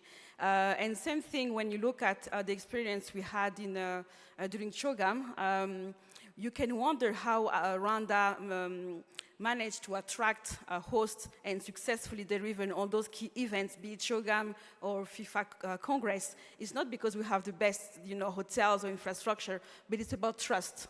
It's about being a reliable partner. It's about all those good politics and values that were demonstrated this morning, about discipline, about the focus, ambition, you know, and dedication. So this is exactly what you were mentioning earlier, and this is what I think we need more on the continent to be able to sustain efforts. And this brings me to Dr. Donald as well. Kaberuka, you are also at the forefront of the African transformation journey, former African Development Bank president and current partner of Southbridge Group. And I know you have some experience here too. Can you share with us some of your experience at the AU, for example? Thank you. Thank you very much. First of all, as one of the two Rwandans on this panel, let me say how grateful we are to our colleagues from other African countries and how privileged we are to learn from you. We have here two of Africa's most distinguished economists, Celestin and Carlos. So we're very thankful to you, sir. Same as my brother here. And also to many other guests who have joined us. We are really grateful that you came. We can learn from you. So maybe I should say as little as I can so we can learn as well from these people. But let me just share a couple of thoughts. When Africa became independent, or began the journey of independence, it was only about 32 countries. A large part of Southern Africa was still not free. Many Portuguese colonies are not free. And so the 32 countries got together and they formed something called the Organization of African Unity. It was an attempt to have agency, which Carlos refers to, and it had 3 missions. Mission number 1, don't touch the borders. Because if we begin to redraw the borders which colonialists have left us, it will be a big problem. And, of course, since then, in Sudan and Ethiopia, there have been some issues there, but that principle has been adhered to. We kept the borders. We don't like them. They have caused a lot of confusion, but that was the idea. Number 2, liberate the rest of the continent. And that was a mission which Africa completed in 1994, with South Africa getting independence. Now, the 3rd mission is where we have a problem, and this is Carlos's problem. Because as leaders said, look, let's keep the borders. They also said, let us integrate our economies. That journey has been very, very difficult. Later I can explain why I think it has been very difficult. And as a result, again to Carlos and Celestin's point, Africa has accepted almost implicitly a form of junior partnership in international affairs. It is that junior partnership which we have to deal with. Let me just give an example. Because Carlos mentioned partnership, and we have many friends here from European countries. Some years back, I was involved in an exercise of negotiation with the European countries. And when you talk to our friends from Europe, our closest neighbors, talking about Africa, they will talk about 3 things. We need to deal with migration. We need to deal with China. We need to deal with Islamic radicalism. I said, but wait a minute. We're not here to talk about Africa's problems only. We're here to talk about Africa's problems, also European problems, unless you don't have problems. And the person I was talking to happened to be an Italian. I had to remind him, I still have my numbers here, that up to 1980, 30 million Italians migrated out of Italy. 62% of Argentinians are of Italian origin. 2.3 million Italians live in New York. So what is so new? You have problems, we have problems, let's discuss them together. But for some reasons, Carlos says, each time we have to deal with this, whether it is climate, whether it is migration, what it is, we accepted some degree of a junior partnership. And that we have to deal with, especially the young generation. Now, the reason I'm saying this is that the way to end this partnership is to have a strategy. And I'll explain. Countries like ourselves, especially in the last 3 years where there had been mayhem, chaos in the global economy, you need a strategy. And here's what I mean. You don't need a strategy in the short term. You need a strategy in the long term. Chinese plan strategies for 50 years. You need a strategy not because a strategy to succeed is a good thing you need, but it is existential. You need to have that strategy. And I will have time later maybe to articulate what I think that strategy should contain. But I want to say that in the last 3 years, for reasons my colleagues mentioned, our vulnerability have been exposed. You know, you have had a crisis which maybe is best described as a synchronized crisis. Pandemics, economics, terrorism, geopolitics, all in one at the same time. And those of us who used to believe that international cooperation is available for us to resolve these issues found that actually that international cooperation is at its lowest when we need it most. I don't know, I'll tell you the story of vaccines. My president is here, he can tell you the story of vaccines. But that was a symbol of actually what is wrong with our expectations of what we call international cooperation. We are told, don't worry, vaccines will be there, they'll be shared. At the last moment, there are no vaccines. Because every country was looking after itself. Now, our friends in the global north are distracted by what? They need to increase defense spending because of what they're having. They need to have energy independence. They need to deal with issues in Eastern Europe. I don't think their attention is focused on Africa at the moment. And for that reason, this issue of our junior partnership in that international system is now an existential issue which we have to deal with. I can explain later what I think that should be. But also, I want to end by saying this. We have not seen in the global economic sphere the degree of uncertainty like we're living with now. No one knows what will happen tomorrow. Look, I have two distinguished economists here. If I ask them, would they have guessed that Credit Suisse would have collapsed? That an American bank in the Silicon Valley would have collapsed? No. Which other virus is coming to hit us? No one knows. Would anyone have thought there would be war in Eastern Europe, almost on the scheme of World War I? And so, when you combine this, our junior partnership, which we have to deal with, uncertainty in the world, limited international cooperation, we have to do something different. And later I'll articulate what I think we can do. And one thing I think Rwanda has demonstrated, look, we still have many problems. But I think Rwanda has demonstrated what I call a series of inversions. Let me explain what I mean by that. So Rwanda is a small country, 26,000 square kilometers. We are now over 13 million people. Now, we have a complicated history. Our geography is very difficult. I don't have to say this here. We are 2,000 kilometers from the sea. We don't have natural resources. So that is all the things packed against us. So, what does Rwanda has demonstrated? You can have a series of invasions. Our history is very bad, therefore we have to do X, Y, Z. Our geography is complicated, therefore we have to do something. Our lack of natural resources, maybe we have, or maybe we'll find one day, therefore we have to do something. And thinking like how you turn a problem into a potential solution is how you address all these issues.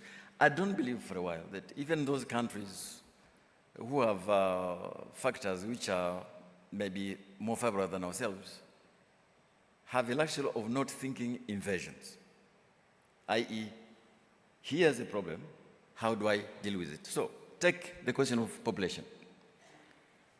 So I was looking at the statistics of the census which just came out. Please, I urge everybody here, especially our Rwandan compatriots, to take a look at the census. It has incredible information. Not simply how many we are.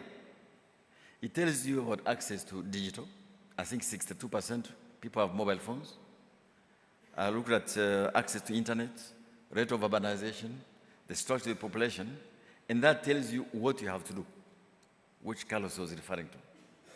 I think if we think like that, in all African countries together, we can find a solution. Of course, we have African institutions, which is another story.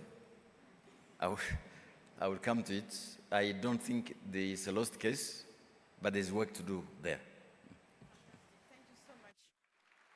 Thank you, Dr. Donald. And I think it's very true. And let's unpack those elements on the threat we have today, vulnerability, the weakening of multilateralism that you mentioned. It's actually the renewal of protectionism. Because some mainstream economists will argue that industrialization is the clever word for protectionism.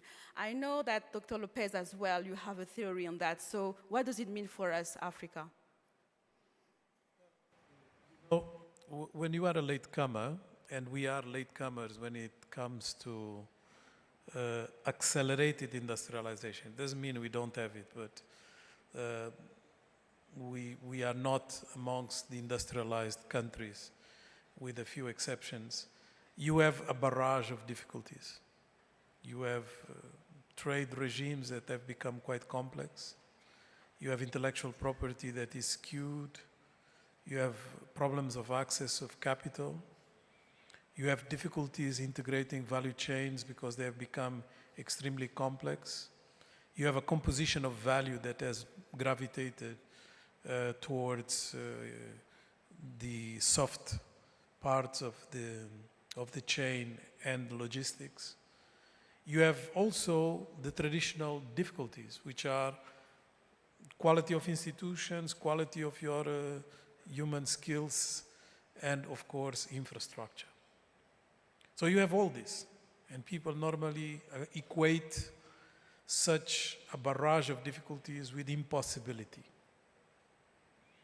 And here comes the interesting part, is that that impossibility is based on an interpretation of the economy potential from a perspective that is very much colonial, in the sense that during the colonial times, most of our exports were commodities, natural resources, raw, without value addition. And if you look into the composition of exports of Africa today, outside the continent, we are exactly at the same place. So all the progress that we have made has not taken out this structural problem.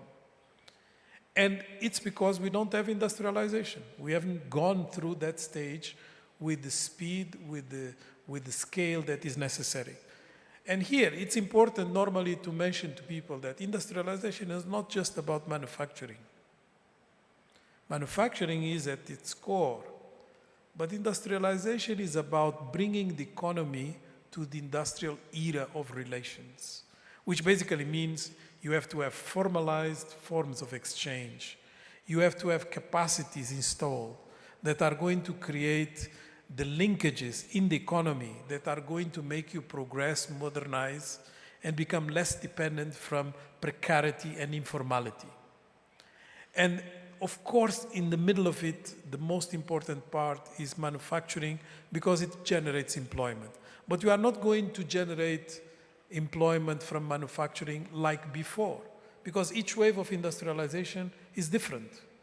So the one that we are going to face now as latecomers is one that has robotization, automation, artificial intelligence, machine learning, all kinds of problems that are emerging, and that is sort of taken away even the rules of trade as we know them, because more protectionism is coming with the excuse, I say excuse not because I don't believe in climate change, but because of the way it is being manipulated with the excuse of climate.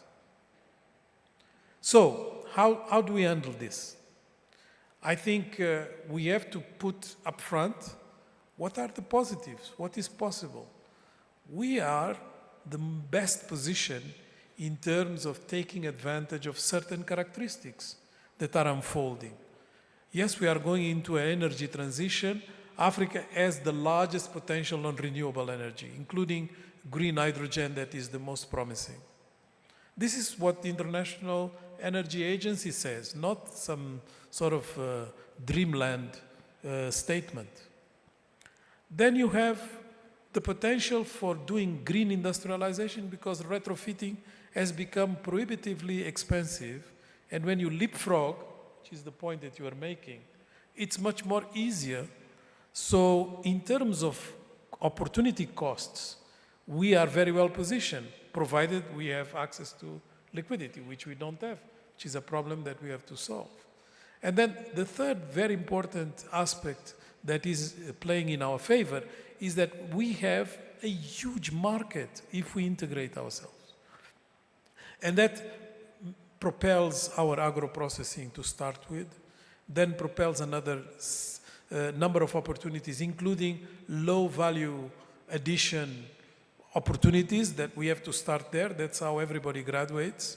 And that includes textiles and a number of things that we can do as export-driven or import substitution. But more importantly, I think we have also possibilities for leapfrogging in some areas. And this leapfrogging is because of our demographics. And it's because of some characteristics that are related to demographics. So I think we should not give up, but we should be prepared that it's not going to be an easy ride. And because it's going to be a period ahead of us, not only of uncertainty, as Donald has said very well, but also of renewed protectionism, we have to also create sort of our defenses. And our defenses lie mostly on integration. And I absolutely agree with this statement that we have accepted somehow junior partnership. In fact, I like to call it self-deception. It's like, you know, we believe that we are going to develop the development aid. That's a self-deception. But what is interesting is that those who are giving aid also believe that they are helping us.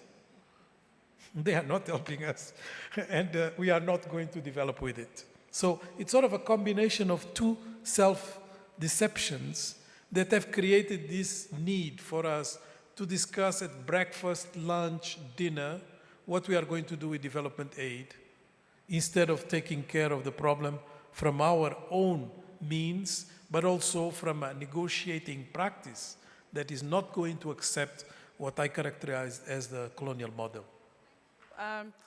Sure, of course. Go ahead. Go ahead. Can you hear me? I don't Yes. think so. Well, in any case, just wanted to say something quickly about the important developments that Carlos just made. He talked about our own defense, which should be regional integration. And the benefits are obvious, even though policymakers and political leaders and some private sector people who also like protectionism when it protects their own sector industry, which of course sometimes is understandable. But when you run an economy, you need to look at the benefits for the entire economy, not just for a particular sector, and that it's not always an easy calculation to make.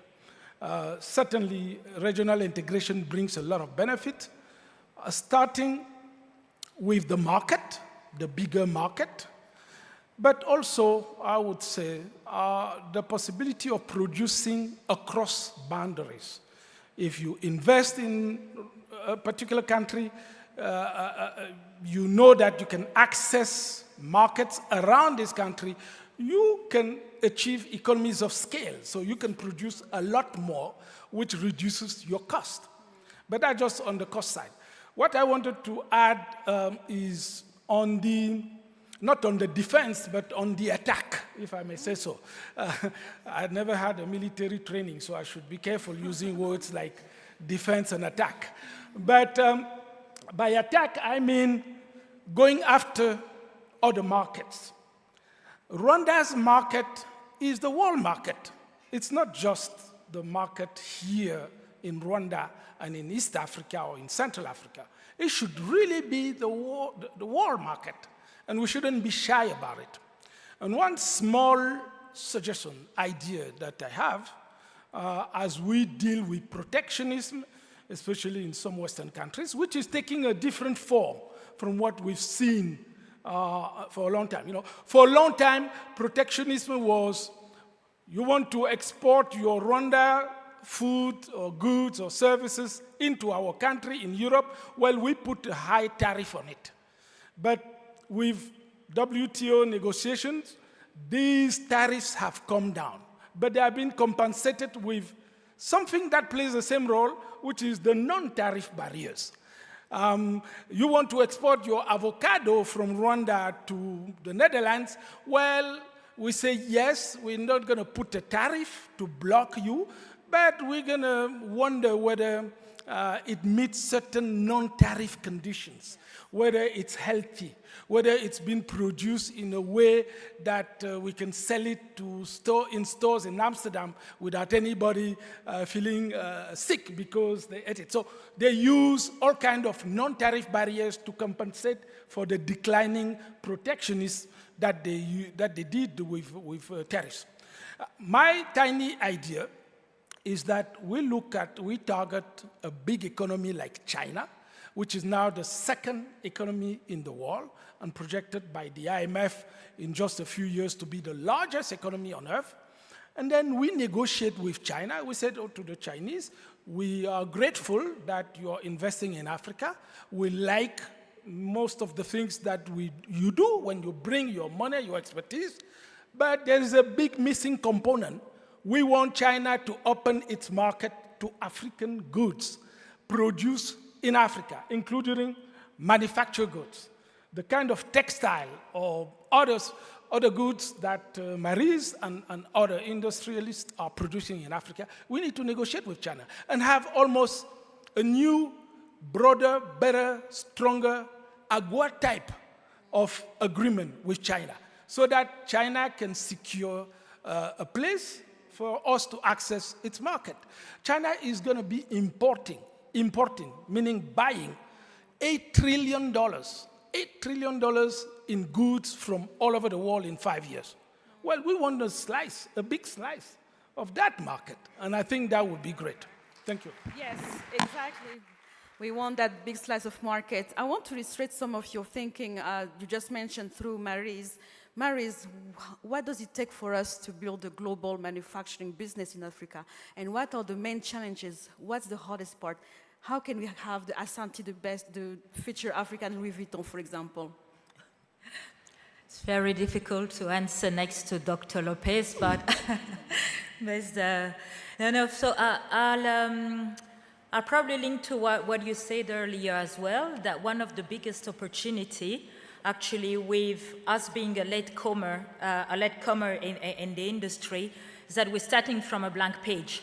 So let's use that blank page to actually build models, manufacturing models, that are not only African solutions to African problems, but also African solutions to global problems and challenges.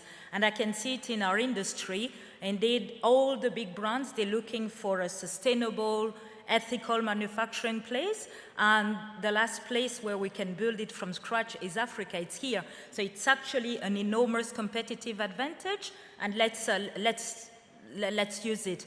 And as for Asante, indeed, when I didn't extrapolate further on the second project, which Asante, when I said we have started a Pan-African project because it's a brand. And when I talked about added value, it was not just the next level of added value, but it's really develop a premium luxury brand from Africa. So we're today busy training a workforce of 2,000 workers in Rwanda, that we are aiming to compete with Italian manufacturers, Portuguese manufacturers, Eastern Africans, rather than maybe Southeast Asia, which is more complicated. And we can because we have that young population. And I will say as well that we do have the instruction manuals. You know, we know how the instruction manuals for the different industrial revolutions. We know how the knowledge of developing a brand where the biggest added value in our industry is there. So it's about, and the unlocking part between knowing it and doing it is really a change of mindset, and that change of mindset goes from, yes, we can, because for the moment, everything we've heard for decades, it's really, we can, and it's that shift of mindset that is going to take us from, yes, we can, to yes, we must. And that's just doing it, that's trying, not being afraid of errors. We will fail. And I tap into what Dr. Kaberuka was saying as well. The uncertainty of the world today should give us even more confidence of not being, how can I say, pressured in following other people's path. Today, that indeed, that there were all those projections, all those trajectories for European economies, even the Chinese economy. When COVID hit, this was never planned. So let's use that uncertainty today to build our confidence, especially the confidence of the youth, that yes, we must, and we have no choice. So that's the linkage I will make. Thank you, Maryse, on the youth part. So let's take this debate to the floor, hence hear from the floor some of the African experience you may have. We want to hear from younger people or less young people. We'll take the first set of questions. Thank you. Thank you, Clementine. To open up the discussion, I'm going to call on Andrew Mwenda to make the first intervention. Andrew, the short intervention. Thank you very much, moderator. I want to thank the First Lady for making the mistake of inviting me to this conference. And again, say I'm very happy to be in Kigali again and to be in an event of my political party, the RPF, because I am the Deputy Secretary General of the party, though not fully recognized. I have really liked the discussion because it is really intellectually stimulating, and I want to say two things and link them to the RPF and post-genocide Rwanda. One is that if you study the history of development, I would agree with both Carlos and Dr. Kaberuka.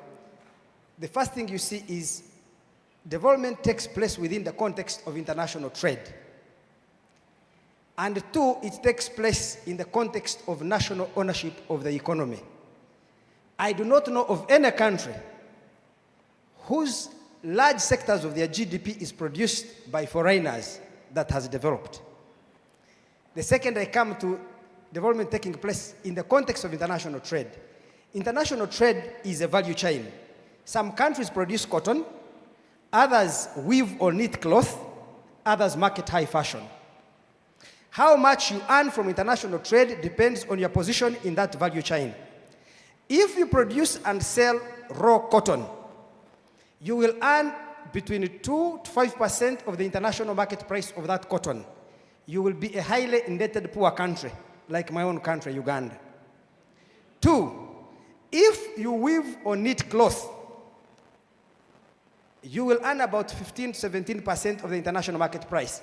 You will most likely be Bangladesh or better still, Mauritius.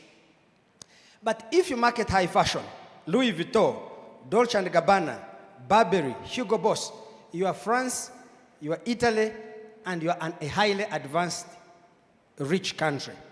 So the process of development really is a process of you moving your production from production and export of less value-added products to the highest value. Some countries can mine coltan, others can make microchips, others design smartphones. Just design and marketing of the smartphone contributes 64% of the value of the iPhone, 64%. So Africa needs to be at the innovative end of the product cycle. Now, this brings me to Rwanda. Rwanda is the only country I know in Africa, not that I have experience in all the 56 countries, where there is a concerted effort to try to move towards high-value products. I've seen that is one. The second, that tries to move towards national ownership of the economy. Countries that are owned by others cannot develop. So we are in this beautiful conference hall. It was built by a Rwandan construction company. You drive on highways of Rwanda, they are constructed by Rwandan construction companies. That means that you are holding a lot of your value. Every time you have foreigners building your roads, dams, bridges, schools, hospitals, you may grow, but transformation will be restrained because a lot of value is being donated to those foreign entities, because when foreigners make money, of course, they ship it abroad. Thank you very much for listening to an old man.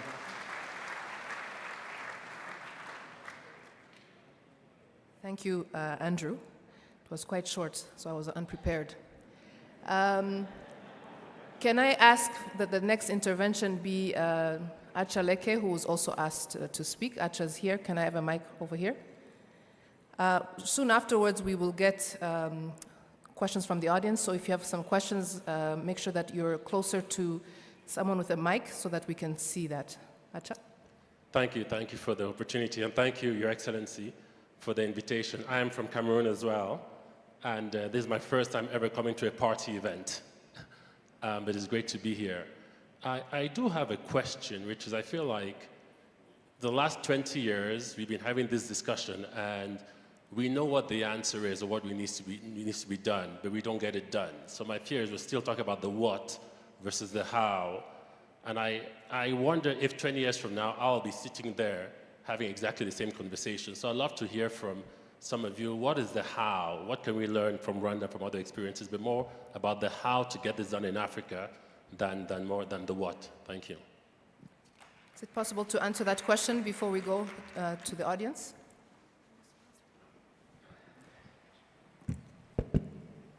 Acha,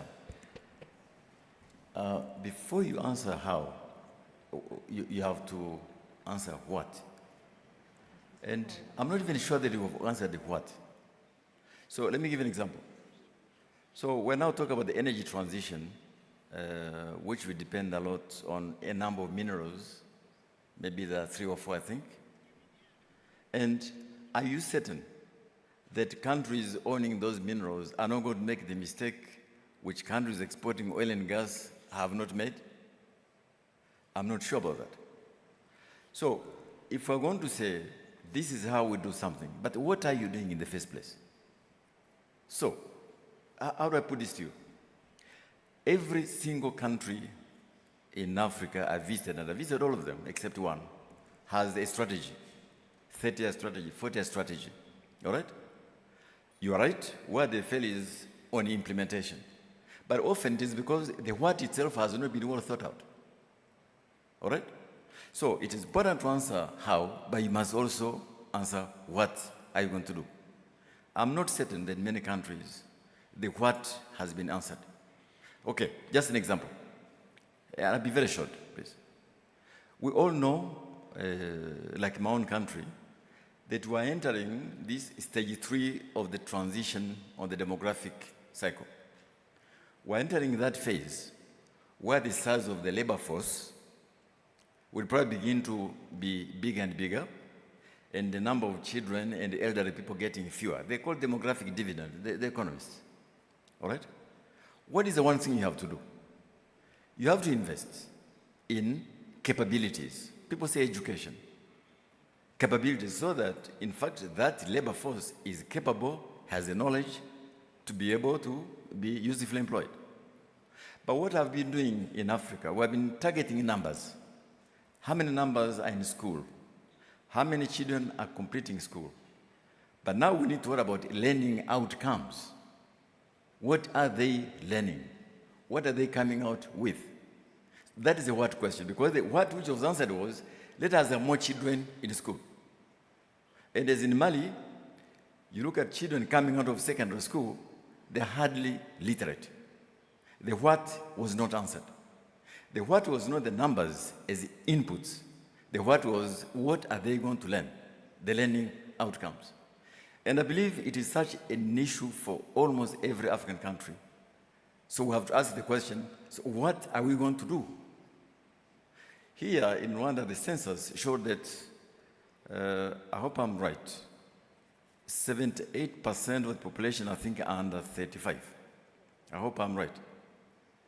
About 38% are under 15. So we are at that point where we can actually answer that question, i.e., what kind of capabilities are we going to generate in that generation? That is a what. Once we have answered the what, we can decide how. What do we do to make sure that the children come out with capabilities? But if the what, which has been answered as in many African countries, is get as many kids to school as possible, that is the beginning to a problem. Now, I'm not saying that there are no implementation issues, or tons of them. Tons of them. Implementation is a problem. But it's important we answer the right question. Sorry, I've been... I apologize. Makes sense. And Boris as well, he did mention some of the issues we have, like we have been discussing this and... Excuse me, maybe it is causing the disruption. I'm sorry about that. I just wanted to ask you for the floor to say something. And that is to do with what Acha asked and what Kaberuka answered. I'm not sure something was not lost in between. If I may, or maybe it's me who did not pick it correctly. Even the what and the how,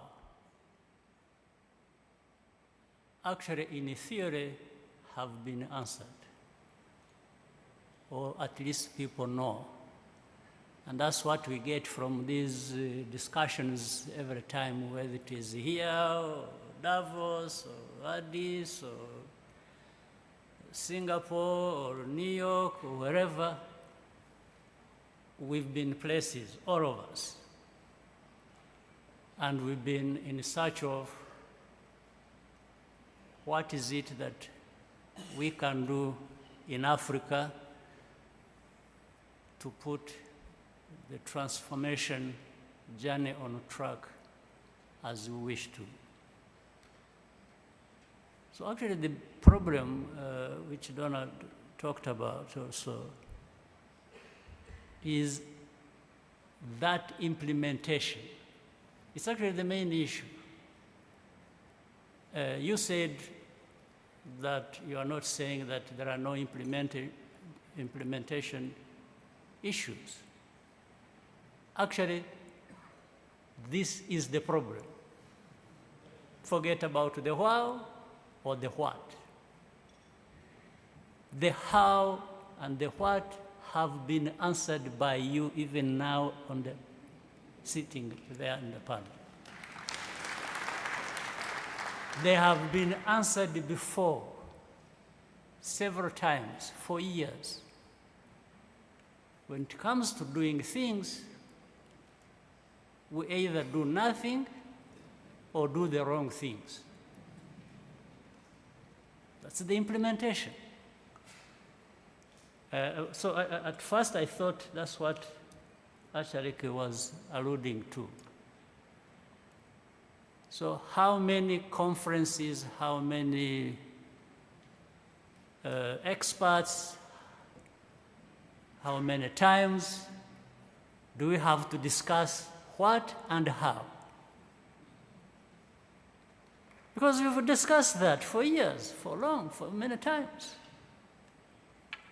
But the question is, when do we get to do what we have even agreed is what is needed to be done? It's implementation. I rest my case.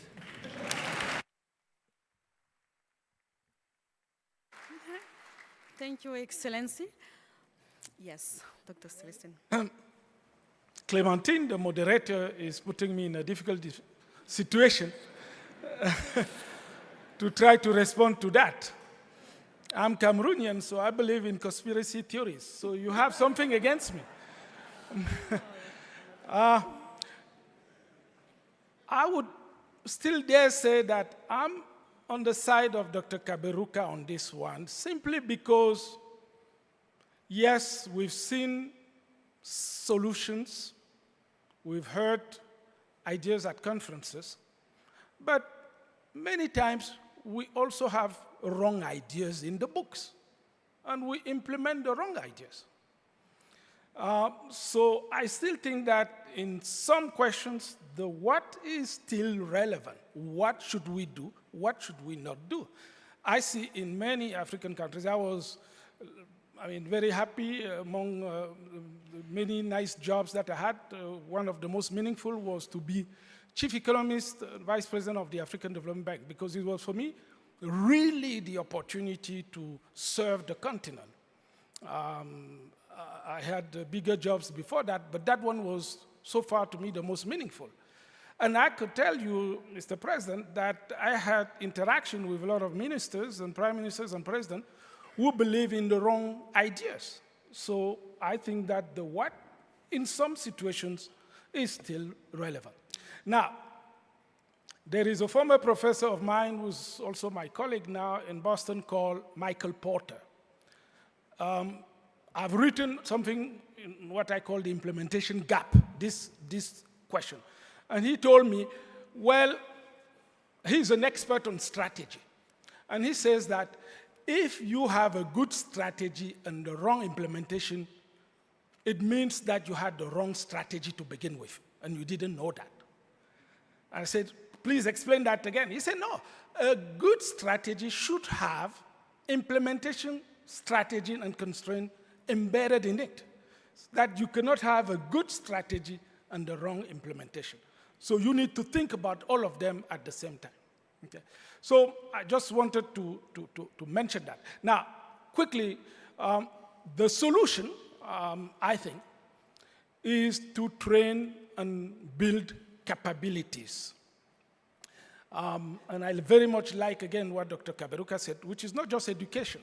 It's the relevant type of education, which reflects the needs of the economy, of the society at a given moment.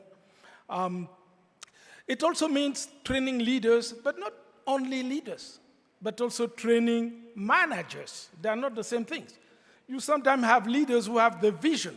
Then you need to have behind them or below them or around them a large group of managers who actually run things on time and have to learn how to deliver things on time. Not all managers are leaders, are visionary.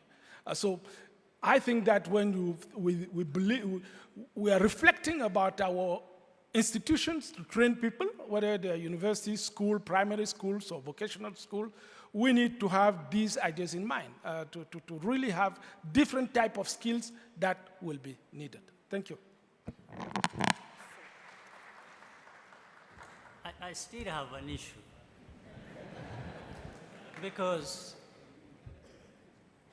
not only have these things been discussed, the what and the how, we also not only have experience of places where this gap has been bridged.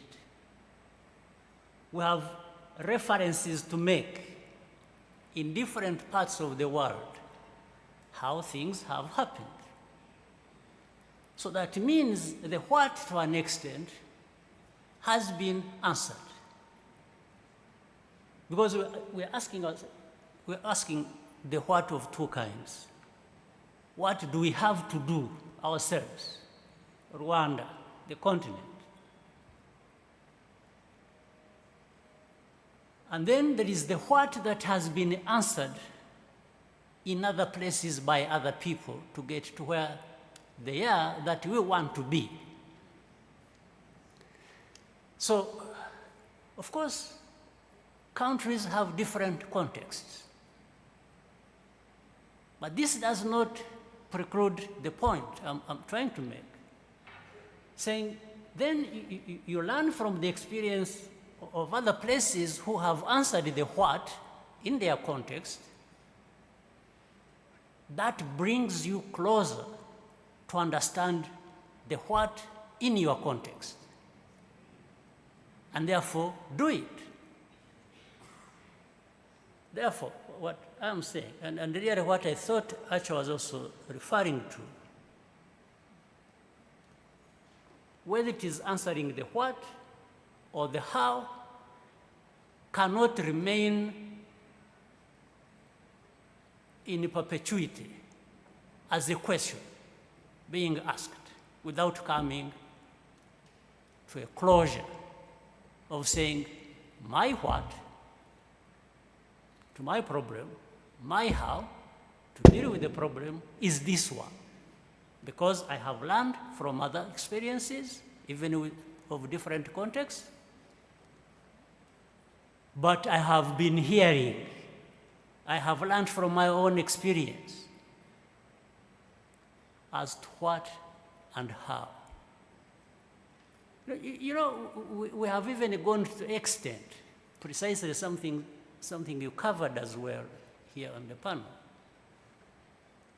We have even gone to the extent where we are now being told from outside as to what and how. And the people just go for that because somebody has told you the very circumstances you have explained very well. So we have to sit back and people walk to our countries, well, they come by air or by ship, or they did that long ago. But they tell people, you must do this, you need to do this. And in fact, tie that to the money or the means they are giving you to be able to do that. And people have shifted their minds from what they actually know that should be done, that we have discussed and debated, to what they are being told they must do because they need that money that comes with it to implement it. So there is something lacking on our side in terms of ownership of ideas or even learning to do what we have already learned that works elsewhere. This is why I had to push back a little bit. Yes. Thank you, Excellency. Dr. Lopez and Boris, you have requested the floor, and then Dr. Lopez. Boris. Non, je veux juste ajouter quelque chose. Bon, quitte à peut-être rendre le débat un peu plus compliqué, c'est au fond, la question pour moi, c'est qui? C'est-à-dire, quel Africain, quel type d'Africain pour appliquer quelle solution, hein? Vous venez de dire, Célestin, les solutions pertinentes, on les trouve, mais en réalité, elles ne sont pas appliquées, mais c'est peut-être donc nous le problème. Et ça me renvoie au début de votre intervention, la question du self-esteem, quoi. Ouais. La question de la confiance en soi et le fait que, quoi que nous fassions, nous le faisons en comparaison avec l'Occident, sous le regard de l'Occident, pour prouver à l'Occident que nous ne sommes pas ce que vous avez dit, ce que vous croyez, ça veut dire que nous vivons quand même sous le poids d'une histoire millénaire. Elle nous poursuit, elle nous traque, elle nous embarrasse, elle nous empêche d'aller de l'avant. Et ici, puisqu'il y a beaucoup de jeunes dans la salle, je ne peux pas résister à la tentation vraiment de parler de ça. C'est Cheikh Anta Diop, mon maître, 3 ans, mais vraiment mon maître, 3 ans avant sa mort, il fait une conférence à Niamey, restez dans les mémoires. Et les jeunes défilent et lui posent des questions sur sa philosophie, ses théories et tout ça. À un moment donné, il est désespéré. Et ça se voit sur son visage, il leur dit, mais finalement, vous les jeunes Nigériens, tout ce que vous me demandez, c'est, mais quand donc les Européens, les Occidentaux, valideront-ils votre pensée? Seront-ils d'accord avec vous? Et il ajoute, c'est que pour vous, la vérité doit être blanche. Et je pense qu'au fond, ce qui nous empêche d'aller, mais ça relève de l'inconscient, ce qui nous empêche d'aller de l'avant, je pense qu'il y a un peu de ça. Et c'est dans la même conférence, c'est par là que je vais terminer, qu'il fait à ces jeunes une exhortation célèbre. Il leur dit, armez-vous de science jusqu'aux dents, car à connaissance égale, la vérité finit toujours par triompher. Et donc oui, Célestin, c'est ce que tu as dit, quoi. C'est-à-dire la question de notre rapport à la connaissance, au fond de notre refus de l'acquérir, avec des étudiants qui demandent du Louis Vuitton plutôt que des livres. C'est ça. Et je pense que vraiment, et ça je m'adresse vraiment aux jeunes, quoi. Le problème, c'est un problème psychologique. Nous devons relire Fanon. C'est un problème, oui, c'est un problème finalement de notre rapport avec notre propre histoire. Nous nous sommes libérés, nous n'avons pas soldé tous les comptes, quoi. Merci. Voilà. Merci, Boris. Dr. Lopez. I wanted to react to the President's remarks by mentioning that there was a famous Japanese economist, Nakamoto, that was the first to try to interpret the success of Japan transformation as an industrial nation. And he developed this theory of the flying geese, which the economists study a lot. And the flying geese is basically based on the metaphor of the geese flying in a V formation. And the way they do that is because they have a leader, a very clear leader, and the others try to basically navigate the difficulties of the wind, taking into account the leader's direction. But the leader, because it's in front, gets a bit more difficulties after a while, because it's more exposed, and eventually one of the others can replace the leader. But you cannot replace the leader if you don't learn from the leader. And this is very much applicable to transformation. So you have to do different from the ones who precede you. But you have also to take into account the ones that preceded you. Historically, our transformation is very much influenced by the group of countries that have succeeded in that transformation more recently, and those are the Asian, Southeast Asian countries and China. And because 30 years ago we are at the same levels of GDP per capita, and now, you know, it's a distance is quite considerable. So if you take that lesson into account, I don't think the issue is about the how and the what, but rather, you know, how do you make sure that you learn from those who precede you, and you have the capacity to actually instill some novel dimensions. And this requires leadership. We go back to the same discussion. And leadership, you know, I wrote a book some years back that was titled Ownership, Leadership, and Transformation. And it was to try to demonstrate that you cannot transform if you don't have those two ingredients, the leadership and the ownership. And the ownership is very much a reaction at that time to the fact that all of a sudden, the international organizations, the bilateral donors, were descending on Africa to say, now you need to do ownership. They were telling us to do ownership, but they defined what ownership was. So it was quite an amazing paradox. So the donors are telling you that you should exercise ownership, but they are telling you what ownership is. So it's like, to just make an anecdote of it, I don't want to insult Celestin, that was in one of those organizations. It was about, this is the policy, and if you implement it right, you have exercised ownership. But we tell you what the policy is. So what is this? So if we talk about implementation, we can fall into this trap. And I always remember, and I like to mention it all the time, an evaluation done by the IMF evaluation department in 2001 about the structural adjustment programs. It was a comprehensive program evaluation. And the evaluators, and this is coming from the IMF, it's not coming from radicals like me, was saying that in fact the programs of structural adjustment had failed.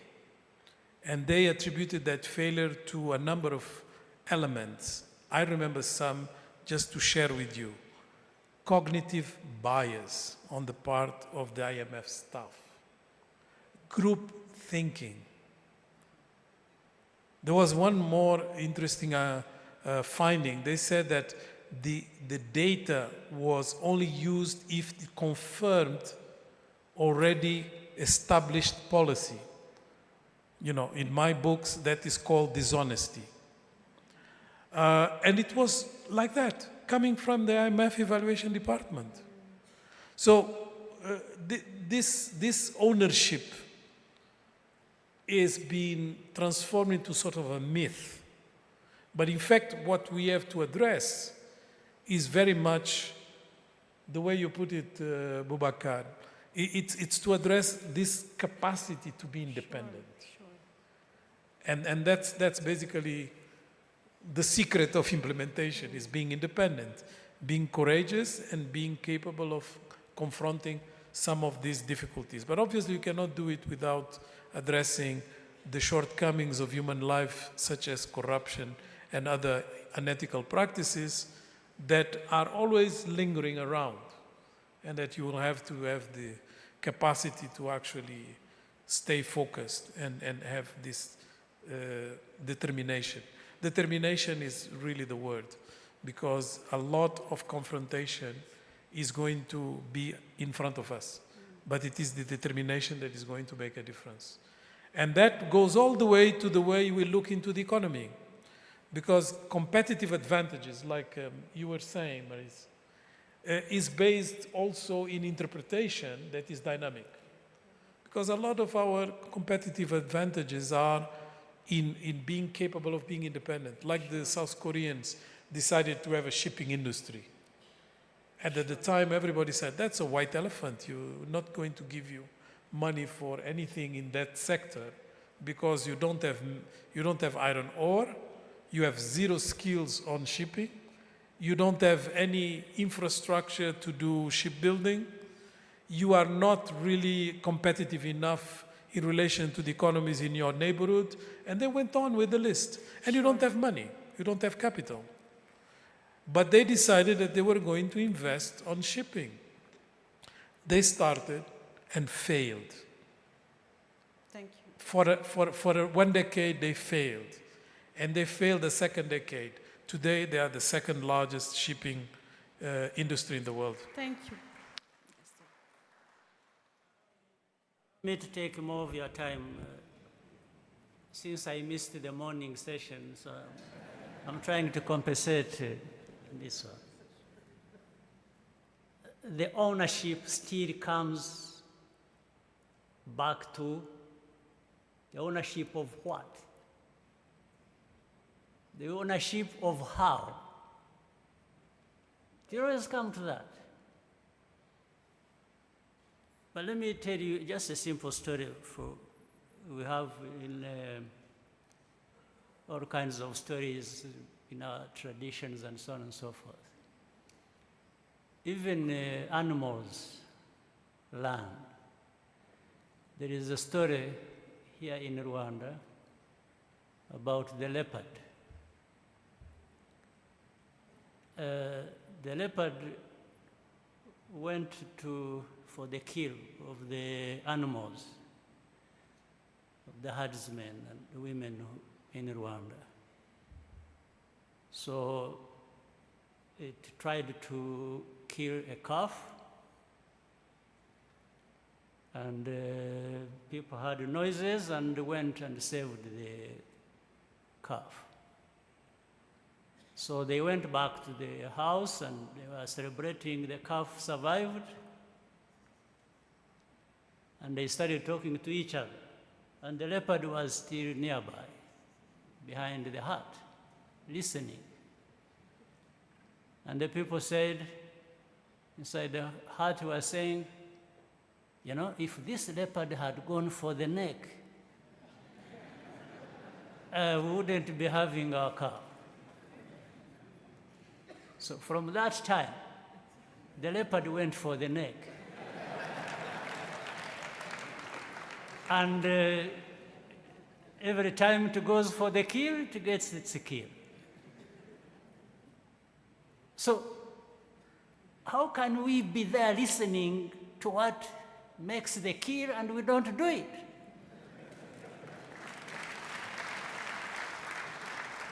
That's the summary of it anyway, so thank you for... Thank you, Excellency.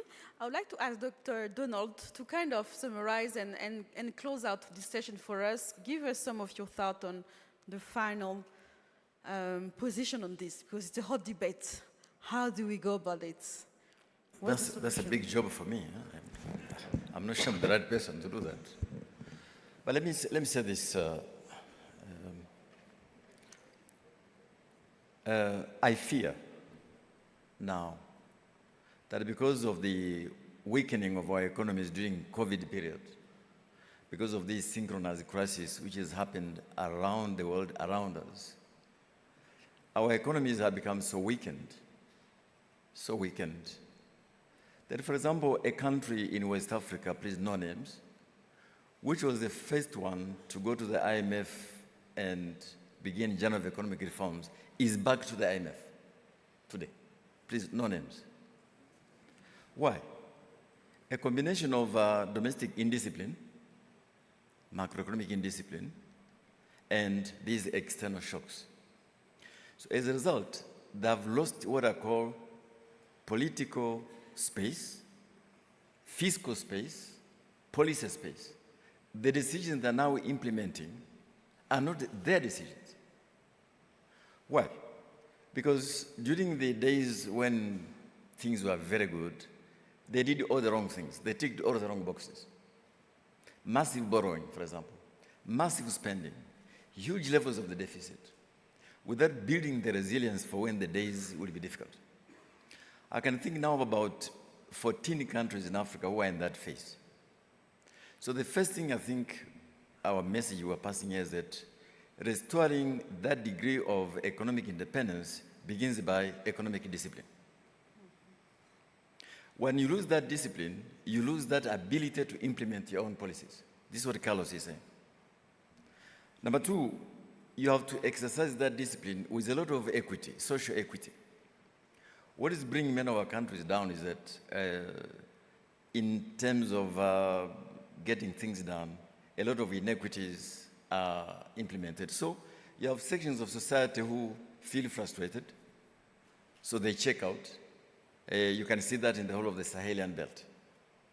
So I think the message which I'm hearing from here is that we are at such a point in Africa's transformation journey where we need to restore, first of all, our equal place as a partner in the global economy, able to make our own choices.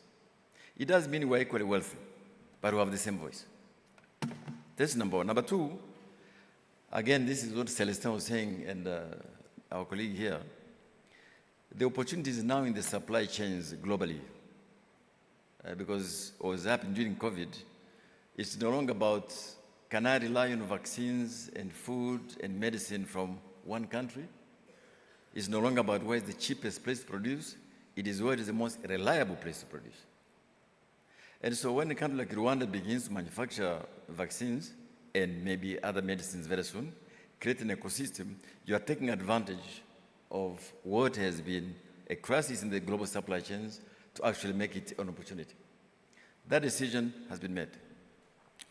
I think number three, which I think is equally important, is that because of the uncertainties which I was mentioning around us nowadays, and because of the weakness in international cooperation, Africa has to exercise its own agency. And here, Mr. President, I want to say, I think maybe agreeing with you here, I think the reform of the African Union and the inability of our continental organizations to function effectively is a very big break on what we're trying to do.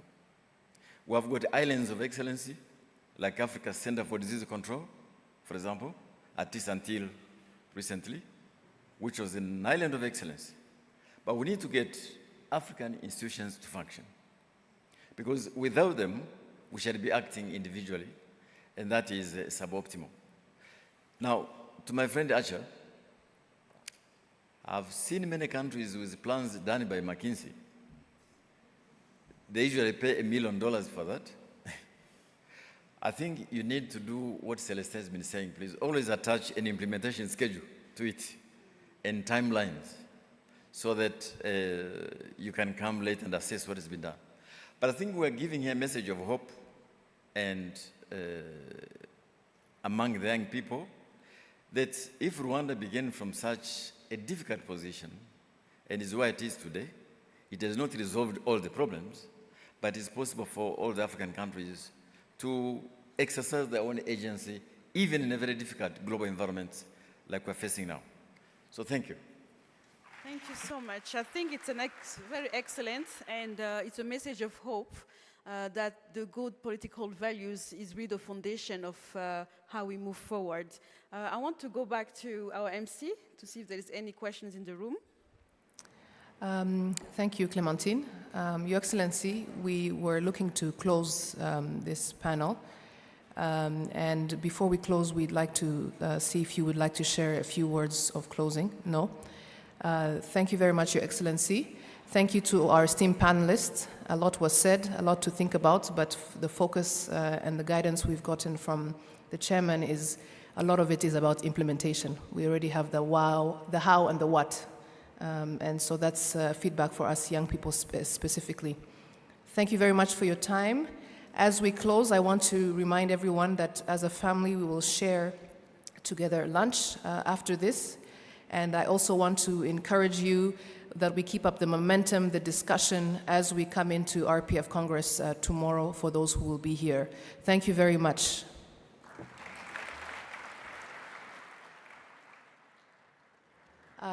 Please have a seat. His Excellency would like to say,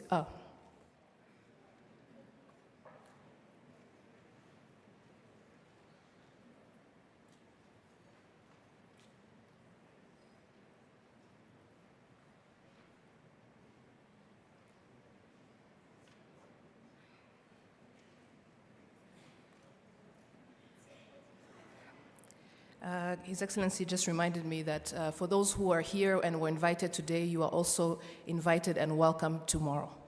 Thank you, and see you tomorrow.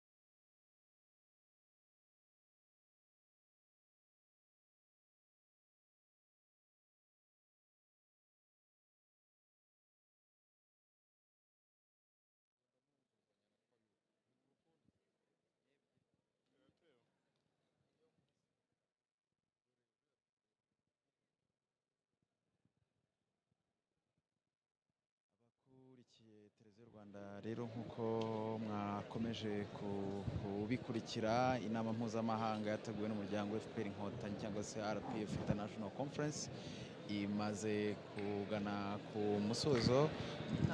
Yateguwe mu rwego rwo kwizihiza imyaka 35 y'umuryango FPR-Inkotanyi, ikaba igannye ku musozo nyuma y'ikiganiro gisoza mumaze gukurikira.